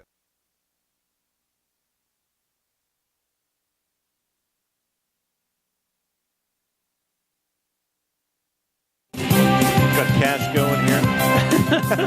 So we owe you 10 more bucks, right, Mr. Hoagie Man? I owe him 20. You only got one. Oh, we only got one? Yeah. Okay. Right? Okay. Oh, so that helps. We got the Hoagie delivery squared away. We do it all here from Memorial Field. Jacob Mountain has it teed up, 4:31 remaining in this third quarter. Why do other games, and you can't blame this on us or a long postgame show, other games move along, and here we are. It was a long halftime. Josh Valuchik knee as he fielded the ball, so that will put it down at about the 27-yard line. And we have a whistle and a media timeout. So media timeout on the field with 4.5 minutes remaining in the third quarter as we inch along here. It's Purchase Line 35 and the Homer Center Wildcats 14 right here on the WCCS Wildcat Football Network. The Twin Cities Event Hall is the perfect place to host your next special occasion. The event hall is located on the grounds of the Grayston Coral Sportsman's Club, featuring everything you need to make your next event shine. Inside the club, you can find members unwinding in the spacious bar and game room, enjoying great food and just gathering with each other watching their favorite team. The The Grayston Coral Sportsman's Club in Twin Cities Event Hall, voted best in Indiana County 2023. At Grand Beginnings Children's Center, their focus is on growing and teaching children to be the best they can be. They know children need education, inclusion, and safety. Grand Beginnings has a mission to provide a warm and nurturing environment in which each child can grow physically, emotionally, socially, intellectually, and spiritually. Grand Beginnings Children's Center with 2 locations in Indiana, teaching children to shine since 1991. Call 724-463-1819. Find them at grandbeginnings.net.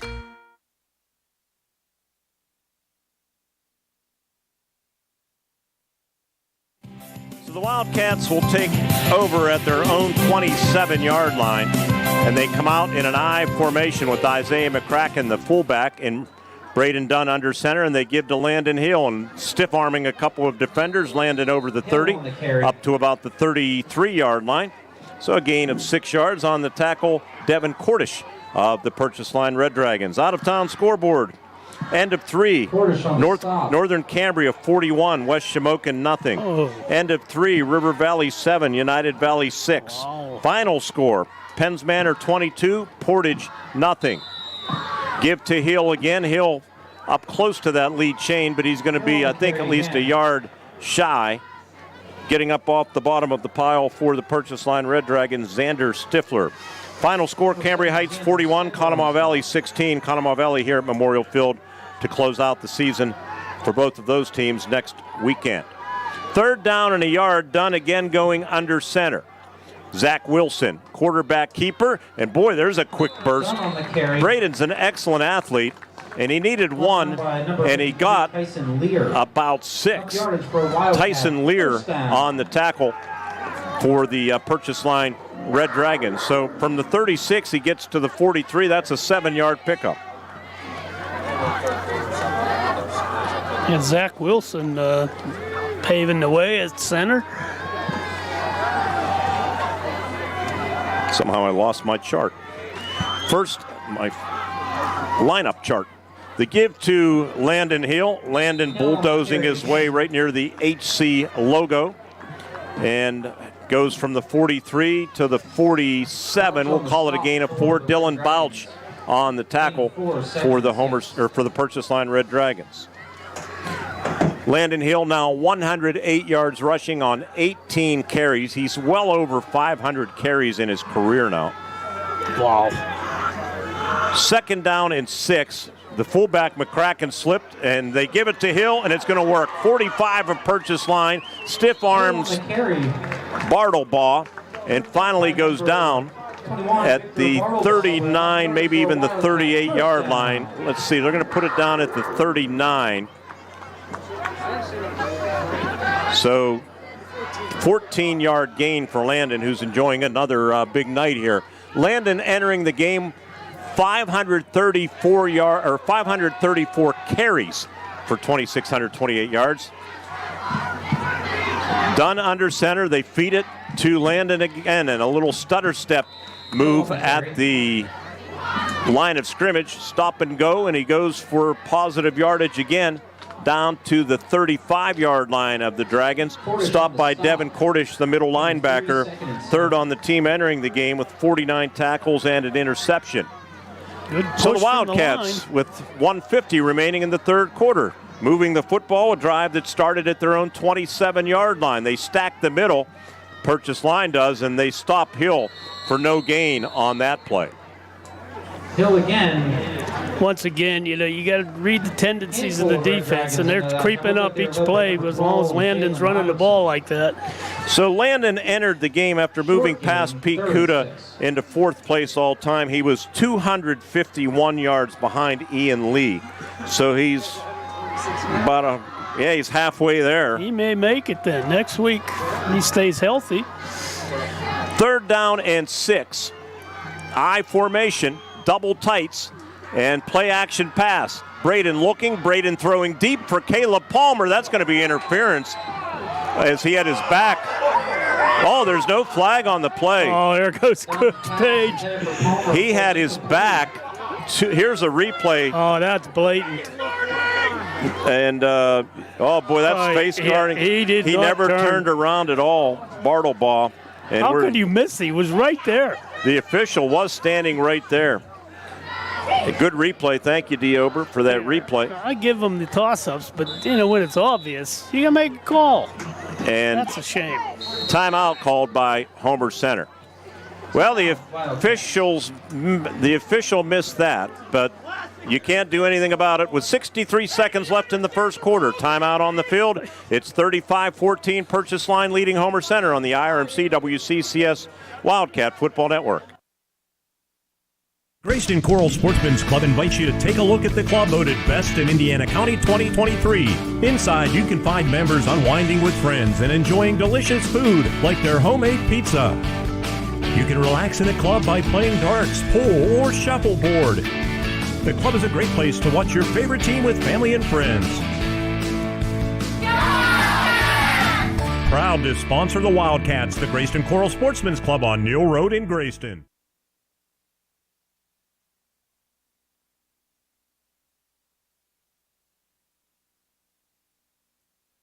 So Landon Hill, Jerry pointing out 21 more carries tonight.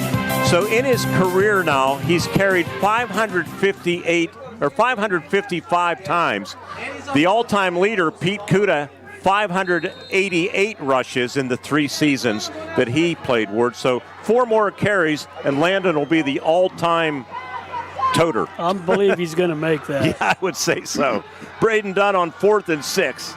Looking, dancing around, now tucks it away, wants to keep it, makes one Red Dragon miss, but not another, and he's going to be stopped shy of the lead chain, and Purchase Line will take over on downs. So a missed pass interference penalty costs Homer Center. That just kills you. I mean, you're putting an effort out there. I hate to see that. We saw it last week again. Cats being victimized by officiating. Both coaches will join us on our post-game show. I mean, it would not surprise me at all if we drew a flag. 55 seconds left here in the third quarter. All of the other Renda announcers will be home in bed by the time we are done. Coach Page is giving him a bit of a lecture down there. 1st and 10 Dragons from their own 35, and hell, look, nobody to hand it off to. He's going to hand it to a shadow, and despite it all, he still picks up 6 yards to the 46-yard line, or 41-yard line. Brady Frazier and Josh Voluchik team up to bring him down. He turned, wanted to hand it off. As we look on our radio, or on our Renda Digital TV monitor, there's nobody there. He said, okay, I'll just keep it. I'll just have to keep this. 2nd down and 4. Receiver in there is John Hughes at the bottom of the screen if you're watching, near the Wildcat bench. Give up the middle, and it's Brock Small with some nifty running, and he gets into Wildcat territory. Might mark him down right at the 50, so it'll be a gain of 9. Riley Kobaugh on the tackle for the Homer Center Wildcats. Yeah, he's the safety, and boy, is he ever. That's the end of the third period here. Third quarter has come to a close. Purchase Line took a 21-14 lead into the locker room at the half. They're going to take a bigger lead into the fourth quarter. It's Red Dragons 35, Homer Center 14 on the IRMC Renda Media Football Network. Did you know Citizens Ambulance Service is there for you 24 hours a day, 7 days a week? Did you know the annual Citizens Ambulance membership drive is starting? Be on the lookout for membership renewal envelopes in your mailbox. To become a new member, it's super easy this year. Look for the QR codes in the community. Just scan the code and it will take you to the membership page. Household memberships help cover the cost of being ready 24/7 for the community. Becoming a new member is easy this year. Citizens Ambulance Service, community support makes it work.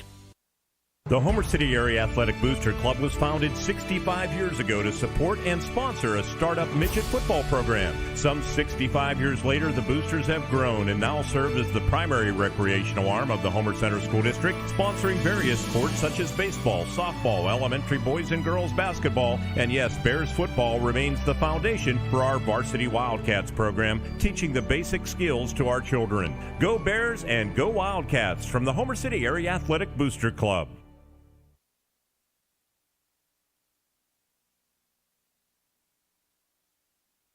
Supplier for sports teams' medical supplies. As we start the fourth quarter, they give it to Brock Small. And on the tackle, who was it, Dennis? Riley Cobaugh and also Brady Frazier. Final score, United Valley has been handed their first loss. River Valley improves to 7-2 with a 13-6 victory over the Lions. And that will hurt United Valley in those District 6 AA standings. And help River Valley. Give to Jalen Robertson, who has a couple of touchdowns tonight. He's dragged down by Braden Dunn, but not before he picks up a first down from the 46-yard line down to the 36-yard line. At the Wildcat 36-yard line. Tired defense out there for Homer Center. Yep, for sure. Penns Manor shut out Portage 22-0. Northern Cambria 48-0 over West Shamokin. That's now a final. Penns Manor gets a little bit of a lock on the spot. Them and Portage were both 3-5. Alec hands it off to Small. Small again runs through some tackles and has yardage against this worn-down Homer Center defense now. They're going to put it down at the 30, hard to see the lines right now. Call it the 32-yard line. Eli Butterly on the tackle. 10.5 minutes left in the football game, 35-14. Purchase line, Matt Felicic and Greg Page will join us on our post-game show up here in the booth. Alec goes empty from the shotgun. Trips to his left. Small takes the toss right as he came in motion and then reversed and took that pitch. And again, running through tackles down to the 20-yard line for a gain of 12. Braden Dunn and others getting up off the bottom of the pile. But Purchase Line Red Dragons are in the Citizens Ambulance Red Zone. You can become a member by visiting them on Facebook and Instagram.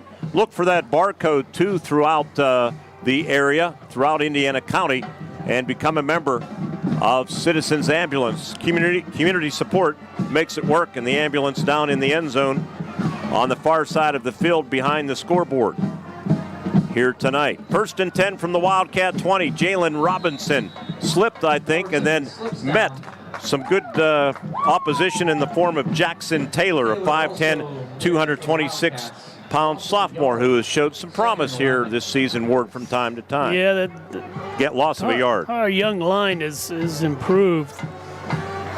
So Penns Manor with that win tonight. They started the night in 9th place in the District 6 1A standings. So depending on what Claysburg, Kimmel, and Bishop McCourt did in front of them, they could be in a playoff position tomorrow morning or by 11 o'clock tonight. Yeah. The give to Small. Small down near the 12-yard line. We'll see where they put him down. Brady Frazier on the tackle for the Homer Center Wildcats. 3rd down and 6. Gain of 5 yards. It'll be 3rd down and about 6 to go. They spot the football at the 15-yard line. 6 yards on that carry for Small. Jerry, stats for Brock Small tonight: 17 carries, 155 yards. Pretty good night. John Hughes, a receiver to the right. As a matter of fact, Small is now over 1,000 yards for the season. They give it to him, and Small breaks a tackle, breaks a second tackle, spins his way near the goal line, and he's going to be ruled down at about the 1-yard line. Down inside the 5. But Frazier again. About a 14-yard first down and goal. gain Brady Frazier again on the stop. They put it down. I'm going to say his knee was down at the 4-yard line. So he's a good runner, though. He makes some real sharp cuts, steps out of tackles very well. Homer just hasn't had any answer for him. 10th play of the drive for the Red Dragons. First and goal from the 4. The give to Small, and Small's into the end zone for a purchase line touchdown with 7:36 remaining in the football game. Small scores again. That is his 3rd of the night, I believe, right? And it is now 41-14 purchase line over the Homer Center Wildcats. Jacob Mountain is 5 for 5 in the PAT department. Snap put down by Scheretti, and the kick is up, and the kick is good. So purchase line, 21 unanswered points in this second half, and they now lead the Homer Center Wildcats 42-14 as we go to break. Right here on the IRMC WCCS Wildcat Football Network. Homer City American Legion Post 493, a longtime backer of Homer Center Athletics, is pleased to be a part of today's broadcast and wishes the best of luck to the Homer Center Wildcats this season. Homer City American Legion Post 493 has served Homer City and our veterans for more than half a century. They are a staple of the community and believe in giving back. So have fun today, teams. Represent your communities well. From your friends at the Homer City American Legion Post 493.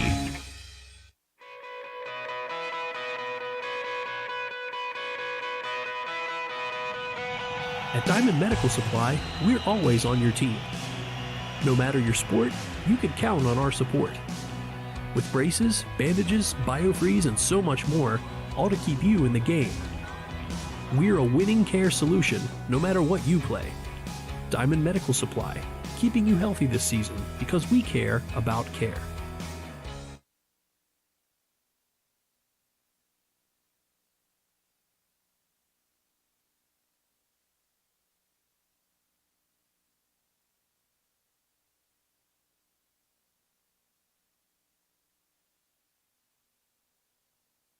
Coming the first back to go over 1,000 since 2020 when Josh Seister rushed for 1,552 yards, and he did that in 9 games due to COVID. And that Small name's pretty familiar to purchase line. Yes, it is. And then former coach Dave Small, I'm not sure, I'm assuming a nephew. Will Jones takes the kickoff, trying to get to the edge, and Will almost lost the handle on that football, but gets up near the 25-yard line where the Wildcats will take over. First Commonwealth Bank postgame show. The way we're going, it might be commercial free. So the Wildcats will start with 7:30 to play at their own 25-yard line. Back in 2014, Grant Seister rushed for 2,533 yards on 258 carries. That was a name. That's a county record, by the way. Shamar Campbell, 1,885 yards in 2016. Former coach Brandon Oberdorf, I used to love his running style. 1990, he rushed for 1,808 yards. Yeah, he was a good one. Braden Dunn stays at Q, and he hands it to another good one, Landon Hill. And Landon up to the 30-yard line now. What, a couple carries away from becoming the all-time rush, how do you say that word? Carry leader. Yeah. Rushing attempts leader. He's Devin Cordish on the tackle, by the way. He's a warrior. He has just put in so much hard work here. Sam Rager, another purchase line standout. 1,569 yards back in 2001. The give to Landon Hill. And Landon over the 30, up to the 34-yard line. How many is that now, Jerry? 12, Jalen Robertson on the tackle for the purchase line Red Dragons. One to tie or one to break it? 3rd down and 2.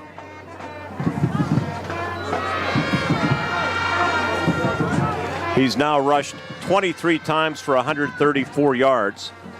Braden Dunn hands it to Landon again, and Landon 35 to the 36-yard line and a first down on his 24th carry. Again, Robertson as well as Colton Balasek on the stop. So that's 558. Jalen Robertson on the tackle. So I'll pass this one along to public address announcer Chris Garetano. Landon Hill's next carry will be his 559th of his career, which will break the all-time rush attempt total for Homer Center. And there it is right there. So congratulations to a real warrior, Landon Hill. On the tackle for the Purchase Line Red Dragons, Jacob Mountain. So that makes, we'll pick it up on the PA. 559th attempt in his high school career, which is a Wildcat record. 559 attempts for Landon Hill, Wildcat record. Breaking Pete Kuda. And what's interesting, Pete Kuda back, when freshmen didn't play, he did it in 3 seasons, and Landon was hurt in the preseason his freshman year, so he has 559 attempts in 3 seasons as well. Yep. And there's Isaiah McCracken, who's now closing in on Hill. He's only 550 rushing attempts shy of tying him. And Isaiah McCracken up to about the 44-yard line as we go under the 5-minute mark. 4:50 clock moving, 42-14, Purchase Line leading the Homer Center Wildcats. They've dominated this second half after the Wildcats made it interesting. Actual 4th place in total rushing. Landon's 4th? Yeah. Landon is 4th, telling Chris Garetano. We moved past Pete Kuda last week into 4th all time. The give to Isaiah McCracken, and he's going to lose a couple of yards. Defensively for the Purchase Line Red Dragons, it was Colton Felisic, and yes, that's the coach's son, a sophomore for the Purchase Line Red Dragons. Also in there, Tyson Lear, another sophomore. So it'll be 4th down and about 3 to go. Wildcats will be right here to close things out next week against the Conemaugh Valley Blue Jays. Braden Dunn with the sidecar to his right.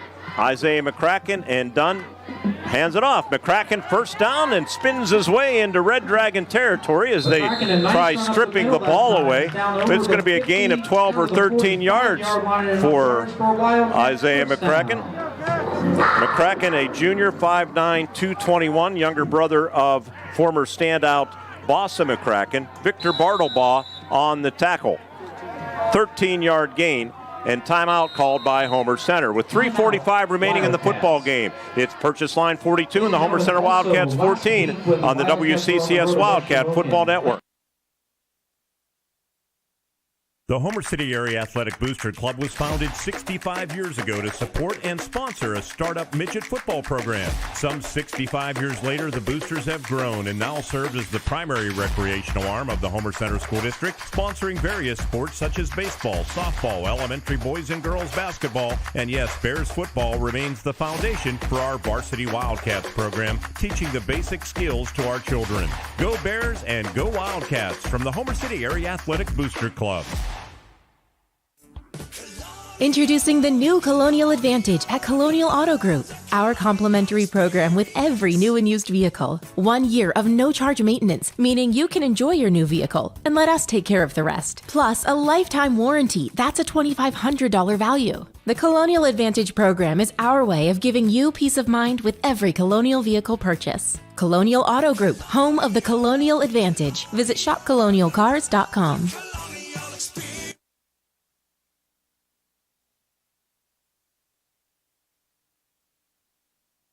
Supplier for sports teams' medical supplies. And we come back to action, and Isaiah McCracken has to jump on a mishandled snap. Fumble recovered and by McCracken. The Wildcats will back up.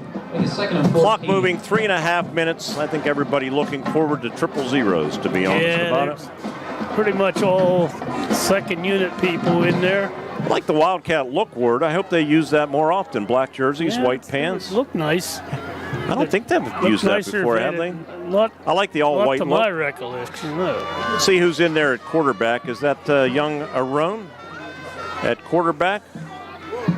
No, it's Josh Voluchik. And he gives to Isaiah McCracken, and Isaiah a short gain from the 48 of purchase line to the 47, maybe even the 46, depending on where they put the football down. Peyton Kephart, a freshman, made the tackle. They do put it down at the 46-yard line. It'll be 3rd down and 12 for the Homer Center Wildcats. It was a valiant effort for a while, but just too many breakdowns, too much bad tackling, and that all computes out to a pretty good whooping here in the second half. Direct snap to Voluchik, comes near side with running room to the 45, to the 40. Good low tackle attempt is missed. He ran through it, and he's finally flung down by Dylan Rabovich. Wow, Josh Voluchik adding to the little quarterback controversy that is brewing. Inside the 30 to the 27-yard line. He delivered the hit this time. And he shook up on the sidelines there. 19-yard gain for Voluchik. Tonight, listen to the post-game show with radio replays and interviews with both coaches on WCCS AM 1160 and 101.1 FM. You can also rewatch the video stream of the broadcast on Renda. Is there an injury on the sideline, Ward? Might be Voluchik. I'm trying to see. Welcome, Mark Birding and Ward Hilliard calling tonight's game. Yeah. Yep. It must be right on the sideline out of our... Oh, I see. Yeah. Off of the...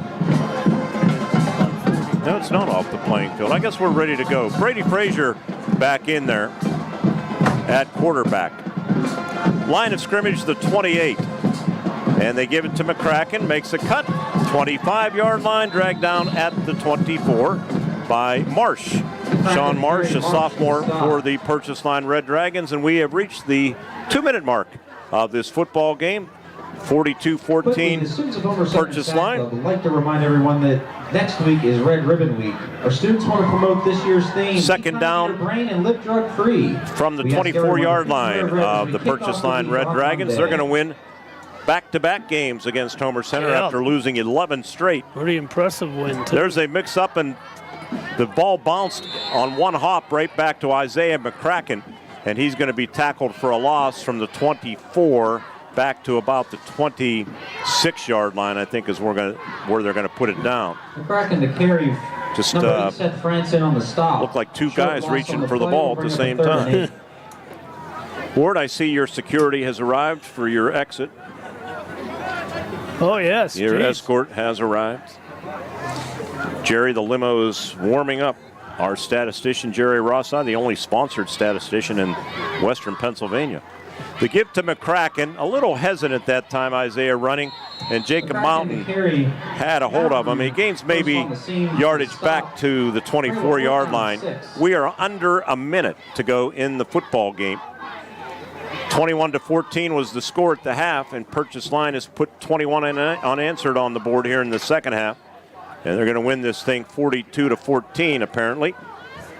It's going to be 7-2 for the Red Dragons. They were entering tonight's action in second place. And Voluchik around the left corner runs through a tackle, 15-10, bowled under at about the 5-yard line.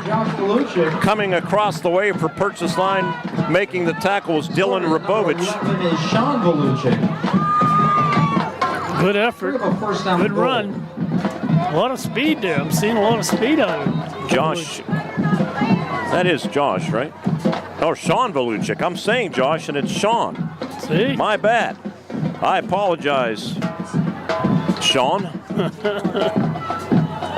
Ball at about the 6-yard line, and Sean Voluchik has it, trying to get to the edge, to the 5, and dives for the pylon. Touchdown, Sean Voluchik. Good for him. So with 10.6 seconds remaining, the Wildcats are on the board here in the second half, and it's 42-20. And let's credit Sean Voluchik on that drive, the 5'9", 147-pound junior. That had to feel good. And they're going to go for 2. Sean from the shotgun with Isaiah McCracken to his left, takes the shotgun snap, Cuts it back, makes a nice little move, and he's in for the two-point conversion.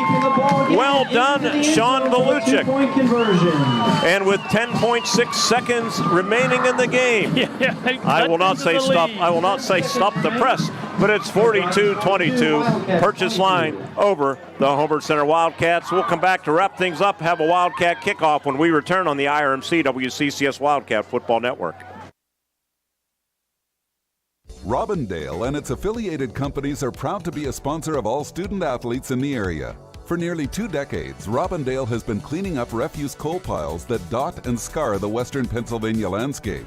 To reclimate and beautify these areas, Robindale believes deeply in safety, compliance, and community responsibility. If you would like to become a part of the Robindale team, you can contact them at 814-446-6700, extension 122, or see how Robindale can assist your business at robindale.com. Grayston Coral Sportsman's Club invites you to take a look at the club voted Best in Indiana County 2023. Inside, you can find members unwinding with friends and enjoying delicious food like their homemade pizza. You can relax in the club by playing darts, pool, or shuffleboard. The club is a great place to watch your favorite team with family and friends. Proud to sponsor the Wildcats, the Grayston Coral Sportsman's Club on Neal Road in Grayston.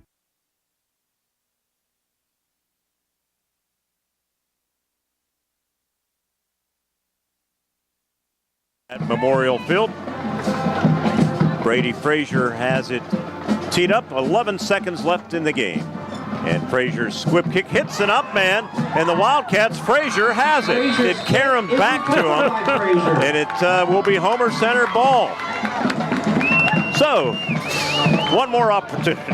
Let's put Voluchik back in. No time off the clock, interestingly enough. Running the sweep. Well, there should have been. It hit the purchase line player. Clock starts, right? It caromed back. So anyway, it doesn't matter. They could. This is it. I think there's going to be a long discussion where there could be maybe a 10-minute delay to get this clock right. Oh, please no. Please no. I thought Frank Garitano was coming over to say, hey, well, they do reset it at 8.6. How about that? Todd Shirley, he wants out of here. Yeah. Clock operator on the far right of the booth here, our S&T Bank broadcast booth. People Forward Banking, S&T Bank. Here comes Voluchik. Student body left. Look at him go. I'll tell you what, he breaks a tackle and he's knocked out of bounds. And time is out. If they wouldn't have taken that 2 seconds off the clock, there'd have been another play. But a 25-yard run for Voluchik to end the game. Sean Voluchik. Sean Voluchik were putting on the Ritz. I'll tell you, he had himself quite a last part of the fourth period. Whoops, running over the darn camera here. So that's the end of the game. Purchase line defeats the Homer Center Wildcats for the second consecutive year. The Red Dragons enjoying what is just their 20th winning season all time, dating back to 1955, and this has been a strong one. And they're going to stay right behind the Northern Cambria Colts, right on their heels in the District 6 1A standings as we head to week number 10. The Wildcats will get set to host the Conemaugh Valley Blue Jays. Stay with us for our first Commonwealth Bank postgame show. We'll kick things off with radio replays and a bunch of them when we return. Purchase line 42 and the Wildcats 22 on the IRMC WCCS Wildcat Football Network. The Homer City Area Athletic Booster Club was founded 65 years ago to support and sponsor a startup midget football program. Some 65 years later, the Boosters have grown and now serve as the primary recreational arm of the Homer Center School District, sponsoring various sports such as baseball, softball, elementary boys and girls basketball, and yes, Bears football remains the foundation for our Varsity Wildcats program, teaching the basic skills to our children. Go Bears and go Wildcats from the Homer City Area Athletic Booster Club. At IRMC, we have all of the necessary pieces in place to perform complex operations, including highly skilled and specially trained surgeons, their support team of experts, and advanced technology like the Da Vinci robotic surgical system. As a result, patients spend less time in the hospital, recover faster, and get treated close to home. So there's no reason to puzzle over where you should get your surgical care. The answer is right here. at IRMC. Introducing the new Colonial Advantage at Colonial Auto Group. Our complimentary program with every new and used vehicle. 1 year of no-charge maintenance, meaning you can enjoy your new vehicle and let us take care of the rest. Plus, a lifetime warranty. That's a $2,500 value. The Colonial Advantage program is our way of giving you peace of mind with every Colonial vehicle purchase. Colonial Auto Group, home of the Colonial Advantage. Visit shopcolonialcars.com. Introducing the new Colonial Advantage at Colonial Auto Group. Our complimentary program with every new and used vehicle. 1 year of no-charge maintenance, meaning you can enjoy your new vehicle and let us take care of the rest. Plus, a lifetime warranty. That's a $2,500 value. The Colonial Advantage program is our way of giving you peace of mind with every Colonial vehicle purchase. Colonial Auto Group, home of the Colonial Advantage. Visit shopcolonialcars.com. The Homer City Area Athletic Booster Club was founded 65 years ago to support and sponsor a startup midget football program. Some 65 years later, the Boosters have grown and now serve as the primary recreational arm of the Homer Center School District, sponsoring various sports such as baseball, softball, elementary boys and girls basketball, and yes, Bears football remains the foundation for our Varsity Wildcats program, teaching the basic skills to our children. Go Bears and go Wildcats from the Homer City Area Athletic Booster Club.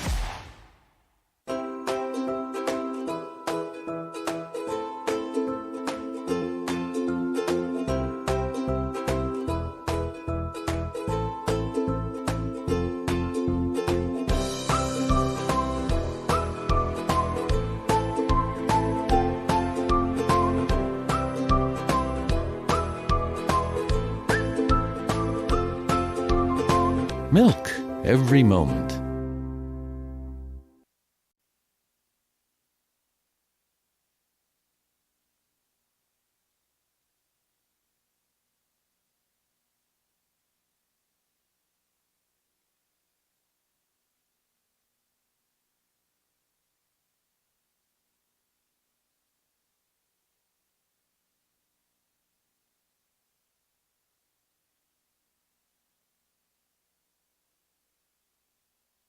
Memorial Field in our first Commonwealth Bank postgame show.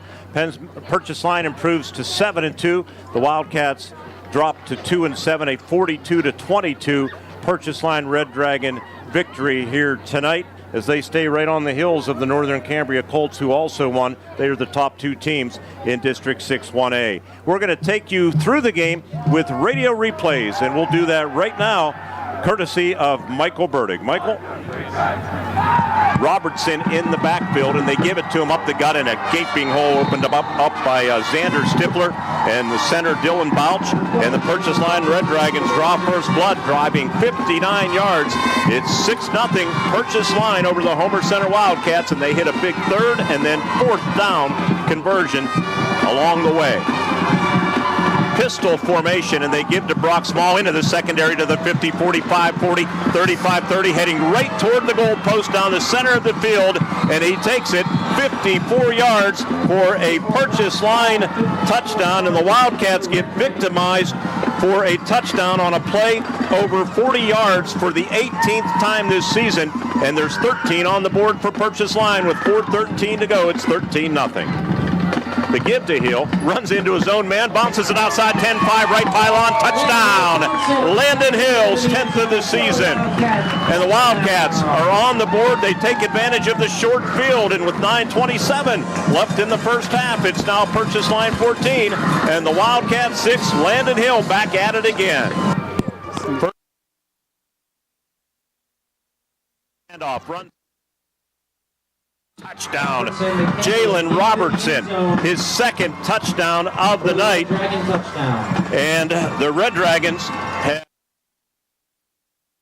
a purchase line with 4:21 to play here in the first half as they drive 71 yards. Third down and 13, Frazier to pass, good protection, fires deep, has a receiver out there, and it's caught. Touchdown to Will Jones for the Homer Center Wildcats, his 6th of the season, and needless to say, freshman Brady Frazier's first ever touchdown pass, and it's 21-13. Outstanding, Frazier to Will Jones. Pistol back is Brock Small. They have a sidecar, Jalen Robertson, and Alec going to keep it, and Alec into the end zone as he bounced it outside and just had enough real estate to get it in as Alec rushes for his 6th touchdown of the season. And the Red Dragons capitalize on the Brock Small interception and the 29-yard interception return to the 6-yard line. 2 plays later, it's now 27-14 Purchase Line with 10:34 left in the third quarter. Pistol back again, Small. They reposition Bartlebaugh, give it up the middle to Small. Small spins off a tackle and into the end zone for a touchdown. Outstanding effort for Brock Small, as again, not real good tackling for Homer Center, and he takes it in from 6 yards out to make it 34-14 with 4:31 to play in the third quarter. You credit Small, but you got to wrap up and tackle. You got to wrap. You can't grab. 10th play of the drive for the Red Dragons. 1st and goal from the 4. They give to Small, and Small's into the end zone for a Purchase Line touchdown with 7:36 remaining in the football game. Small scores again. That is his 3rd of the night, I believe, right? And it is now 41-14 Purchase Line over the Homer Center Wildcats. Ball at about the 6-yard line, and Sean Voluchik has it, trying to get to the edge, to the 5, and dives for the pylon. Touchdown, Sean Voluchik. Good for him. So with 10.6 seconds remaining, the Wildcats are on the board here in the second half, and it's 42-20. And let's credit Sean Voluchik on that drive, the 5'9", 147-pound junior. And Voluchik took in the 2-point conversion, and that set the final at 42-22. We're going to come back in 30 seconds with head coach Matt Felisic of the Purchase Line Red Dragons when we continue on the First Commonwealth Bank postgame show right here on the IRMC WCCS Football Network. I'm Will Jones. I'm Ocean J. We never drop the ball on the field, and neither should you. Call Nick Moore for your Wildcat insurance needs. Hi, I'm Nick Moore with Wildcat Insurance, and I can help with all your auto, home, life, health, or business needs. You can reach me at 724-479-9378 at Wildcat Insurance in Homer City, or get an instant quote at wildcatinsurance.com.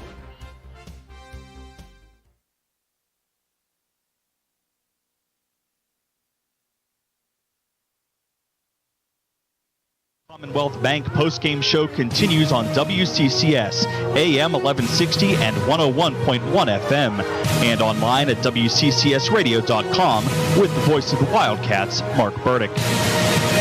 We have Purchase Line head coach Matt Felisic joining us on our First Commonwealth Bank postgame show. Coach, congratulations on victory number 7. Yep. And you stay right on the heels of Northern Cambria in District 6-1A.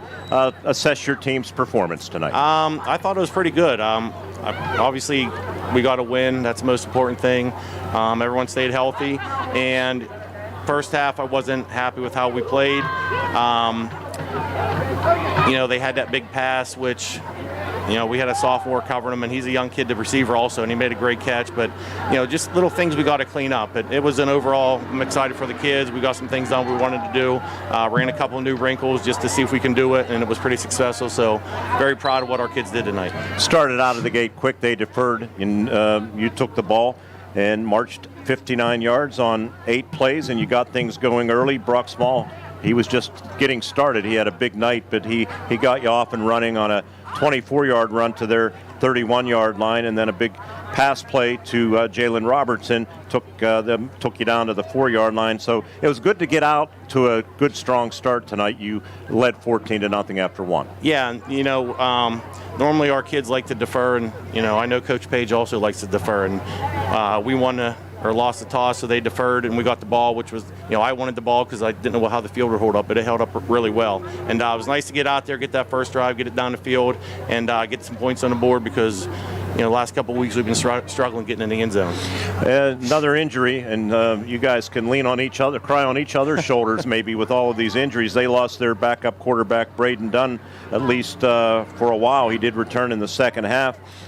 Did you feel like maybe your team let down a little bit in the second quarter with the lead and knowing that they were dealing with a freshman quarterback? Yeah, to be honest, I didn't know who was hurt over here. And then when I saw that he was out, and they kept running heel up the middle. We're telling the kids number 8's getting the ball, but he's a big boy, and we knew it was coming, and we still weren't stopping it. And they went down and scored on us. And I think we made a couple good adjustments at halftime, and defense played a little bit better. But he's a good running back. That kid's, I told him after the game, hey, finally nice to see you go, because it's been 4 years of watching him run up the middle and plow kids over. But defense responded and bounced back and held on there. I'll get to Brock Small's offensive performance, but he really tilted the game in your favor in a big way with the interception, returned it 29 yards to the 6-yard line, and then you were able to punch it in on a John Ellick touchdown run. Yeah, that was huge. And ironically, at halftime, we put Brock, because he's our fastest kid, and we had him, he's supposed to be on number 10, and we actually lined up wrong, and he said, I just read the quarterback, and he made a pick, and it was a great read. And those guys in the secondary, they got to step up more and more each week, and teams are going to pass on us with Chambers being out. So Hurts is back there, but we're getting used to it, getting used to new guys being in there, so we're adjusting. Brock Small, we had him with 19 carries for 170 yards and 3 touchdowns. Talk about his performance. Beautiful. You had a great night. I knew coming in he needed like 150 to get 1,000, and I obviously wasn't keeping track, and then someone said in the middle of the third quarter he needed 30 yards. So we fed him the ball there pretty good to get him up over, and the line, I told the line he needs 30 yards, get it for him, and Brock thanked his line. The line, it was just a nice night. The line did a great job up front. I thought we moved the ball well at times, and Brock ran well. So he definitely gives us an edge. He's not a big guy, but he runs hard, and he breaks a lot of tackles as well. Northern Cambria with a very impressive victory at West Shamokin tonight. What did that end up, guys? Like 46-0, something along those lines. Okay. So they stay in first place in District 6-1A. You stay in second place. Big game next week with Penns Manor. Really would be nice if you could finish in at least second place, because if you win your first playoff game, you're going to be back at home in week 2. And that was the goal. Obviously, the first goal of the year is to win the conference. We didn't perform against United to win a conference, so next goal is to get home playoffs and then try to get into that big game at Mansion Park, and that was the goal all season. And even losing guys, we're still fighting back, and it'd be nice to have the playoff road come through Purchase Line. It sure would. Last year, and I don't want to get, and I know you're not either, getting too far ahead of ourselves. You had the Comets and the Colts in the District 6 championship game. It would be nice to have a couple of heritage teams in there again a few weeks down the road. But first things first, Penns Manor rival game next week to close things out. And they run the wing tee, and we've struggled against the wing tee so far this year with Portage and Marion Center, and Penns Manor, they got a lot of athletes, a big line, so we got to be ready for the challenge. But it's always a big game whenever you play Penns Manor. They're only 10 miles away or so, but we'll be excited to go. We'll be ready. It's senior night. We got a great group of seniors out there, and they've been carrying us for a couple years now, and it's nice to finally reward them on their senior night, and just a great group of boys. And our kids play hard, and I'm proud of what they did tonight. 42-22, you win it. Congratulations. Thanks for making the climb and doing this. And by the way, thanks for the record book. I put it to good use as the broadcast I was just talking about that down there. We were talking to actually Mr. Rainey. I said I gave Mark all my records, and Mr. Rainey said, "Oh, he's going to love that." So go ahead, enjoy it. I update them. If I update it, I'll renew, send a new one to you. All right, Coach. Thanks so much. We enjoy that. We're going to stick.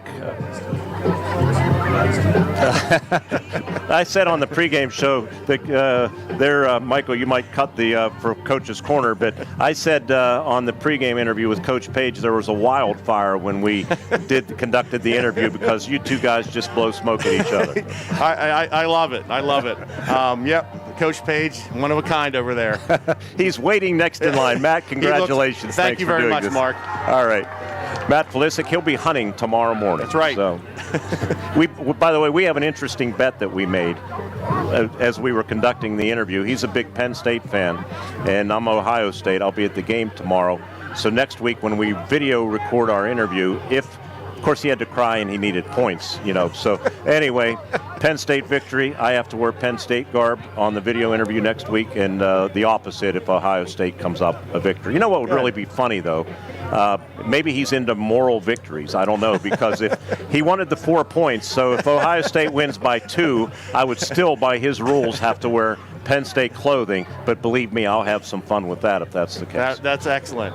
Excellent. Okay, Matt Felisic of the Purchase Line Red Dragons. Why don't you just hand it off to Coach Page, and we're going to bring him right in here as Purchase Line wins it 42-22. Michael, are we okay to keep on rolling? Yep, go ahead. All right. Head coach Greg Page joining us as we roll on our first Commonwealth Bank post-game show. Coach, like last week, you kind of dug yourself a early hole, and but you were able to come back and make things interesting at halftime. Talk about your team's overall performance tonight, because you were bit with injuries again too. Yeah, but that's no excuse. I mean, we can't get out of our own way at times. I give Purchase Line a lot of credit. Their kids played hard. You could see throughout the game on both sides of the ball, but especially defensively, they gang tackle and we try to grab and wrap people up, and we lose people, and their backs run hard, and ours do too. But the bottom line was we made too many mistakes, too many gaps and things, and so we have this outcome again. Well, it didn't help when your backup quarterback and now starting quarterback Braden Dunn went down with an injury. You had to insert freshman Brady Frazier, who I'm not sure even was a quarterback in midgets. Maybe he was. I'm not sure. But, I don't know. Very inexperienced. I know you've gotten him time, and you like his speed. And, boy, he's just done everything that you've asked of him to do. And son of a gun, if he doesn't throw a couple of nice passes to pull you back within 21-14. First, a great grab by Caleb Palmer on a 16-yard effort, and then a 32-yard touchdown pass to Will Jones. Yeah, we've been getting him some work the last several weeks, because you have to have a contingency plan. And really, after Braden, Brady was the obvious choice. Landon can take direct snaps, but he's not going to be much in the throwing. And I can't say enough about both of them to begin with. I mean, Braden showed you last week, and then Brady comes in. I mean, it's just this stage, jumping from junior high to varsity is such a huge jump. He has passed every test. First it was with the kicking, and then we had to bring him along defensively. And, those were times we were clicking. We were getting some protection. We were moving the ball on the ground. He made a couple really nice throws. We had a couple great catches. And then you have to shut the door on him. And I say it every week. I think 3rd and long and 4th and long are our nemesis, because we just give things up, and we're not aggressive doing it. That's the problem. We're giving people space and holes. Both running game, passing game. So that part's frustrating. Second half, you had to, feel good at halftime, down by just 7. Brady Frazier then made a big play defensively. It looked like they were going to drive down in the final minute and score, just kind of emphasizing the points that you just made. But Brady Frazier did shut the door with the interception. But then the interception by Small was a good read by him. He just stepped in to the seam and picked it off and returned it to the 6, and they went on to have a big second half. Yeah, I mean, I think, I don't think it was a bad look or throw by Braden, and when he threw it, I'm like, hey, Caleb's open. The kid made a great break on it. Just a great read, great break, and that's what good players do, and he did. It gave me flashbacks to last year when they had a big pick, and that one was on me, but I can't fault Braden there. He threw a nice ball, and it's one of our favorite route combinations. It's just their kid made a better play. What can you say? Sometimes you have to tip your hat to the other guy, right? I'll tip it to them. They were just better all. They were better all the way around. We did some good things, but they were just better and more consistent. Landon Hill, another big night, 134 yards rushing. I don't know if you heard the announcement, but he passed Pete Kuda as far as all-time rushing attempts. He now has about 559. He moved one ahead of Pete. What a warrior he's been for 3 years for you. Yeah, and really, his sophomore year, he split carries with Troopy, Colin Troop, and that was a great arrangement. So he didn't get a full-time load there. Last year, he was battling a groin-type thing, and I can't say enough about him. We're young up front and everything. Those guys are battling, though. They've gotten better throughout the year. It's tough. Everybody knows we want to go through Landon, and he's still able to get yards. I mean, so that's a credit to our guys, getting off the football, and for him for second and third efforts. I can't say enough about him. We're going to miss him. I just hope we can give him and the seniors, one last hurrah here next week, because they deserve it. They've been great leaders. I can't think of a time when they've even missed a practice or had an excuse to miss a practice. We got kids hacking away, and they come every day. They're working. Their leadership's been good. Practices they've been good, and they've been productive and fun. The attitude's been great. We just got to get over the hump, and we have one more chance to do that. It'll be senior night next Friday night at Memorial Field. Only 5 seniors, so I said on the air, you can give every senior maybe an extra paragraph in their script this year. I'll probably say it next week too. I'm grateful to them. When they were freshmen, they were part of a group that got to go to Mansion Park in a real strange COVID season. They've battled all 3 years. Their experience varies between the 5 of them, but what they carry with them most importantly every day is their desire and the fact that they're great kids. Coach, thanks for doing this. We'll see you next Friday night to close things out against Conemaugh Valley. Have a great week. Thank you guys too. Thank you very much. Head coach Greg Page of the Homer Center Wildcats will come back. Ward will give you the stats, and we'll say goodnight for a final time when we continue 42-22. Homer Center drops the game to the Purchase Line Red Dragons. You're listening to the First Commonwealth Bank postgame show on the IRMC WCCS Wildcat Football Network.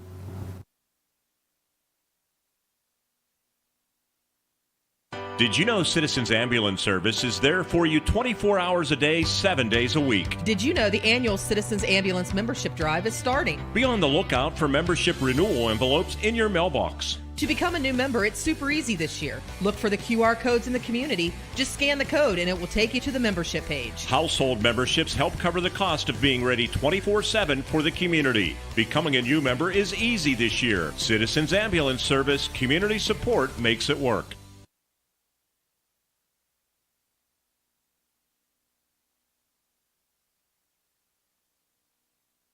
And online at WCCSradio.com with the voice of the Wildcats, Mark Burdick.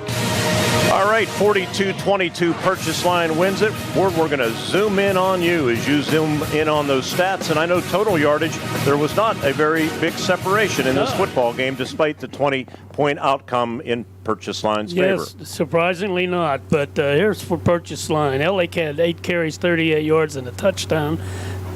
Brock Small, big night, 19 carries, 170 yards. He had 3 scores. Robinson had 9 carries, 32 yards. He had 2 scores. And Bartleball had a carry for 9. They had a total of 37 rushing attempts, 249 rushing yards, 6 touchdowns off of that. Through the air, 5 of 8 for Ellick, 103 yards. So 249 plus 103, 352 total yards for the Red Dragons. For Homer Center, Landon Hill, another big game for him. 23 rushes, 134 tough yards. He had 1 touchdown. Voluchek, boy, there's a boy you may hear something about. 4 carries, 68 yards and a touchdown, and he was a whirlwind out there. 8 carries for Braden Dunn, 22 yards. McCracken, 7 for 20. And Brady Frazier, another up-and-coming star, 6 carries, 16 yards. Homer had 50 rushes, 268 yards, one of their best rushing efforts of the year, 2 touchdowns in that.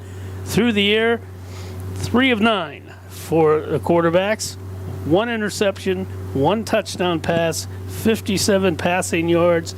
So you got 268 on the ground, 57 through the air, 325 total yards, maybe one of the best efforts for the Wildcats.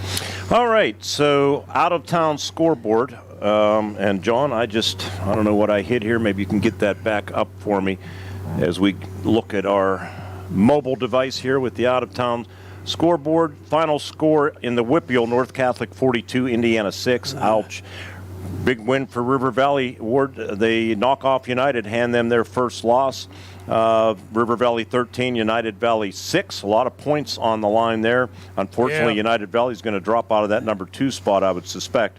Cambria Heights 41, Conemaugh Valley 16. Marion Center 46, Conemaugh Township 41. Wow. And Northern Cambria 48-0 over West Shamokin. Northern Cambria, give Sam Schutte a lot of credit. It's not a real big roster, but they are poised maybe to make another run at back-to-back District 6 titles. And Penns Manor shut out Portage by a final score of 22-0. So that's going to do it. We want to thank our entire broadcast crew. Michael Burdig, our executive producer back at WCCS, our statistician, Jerry Rossai, spotter in the booth, Dennis Mester, our digital manager and producer of Wildcat football video streams, John Smathers, and he's being assisted tonight, and he will run our game next week. Going to be a lot of pressure, on D. Ober from SeaWorld Satellites. So that's going to do it from here. Speaking for Ward Hilliard, Mark Burdick reminding you that the Purchase Line Red Dragons improved to 7-2, dropping the Wildcats to 2-7. With a 42-22 victory for the Dragons here at Memorial Field. Until we talk to you next week, same place, same channel, when Conemaugh Valley comes to town, Mark Burdick wishing you a very pleasant good evening and a great weekend, everybody, from Memorial Field in Homer City. Good night. You've been listening to an Indiana Regional Medical Center High School Football Sports Night. Anytime you're ready, Mike.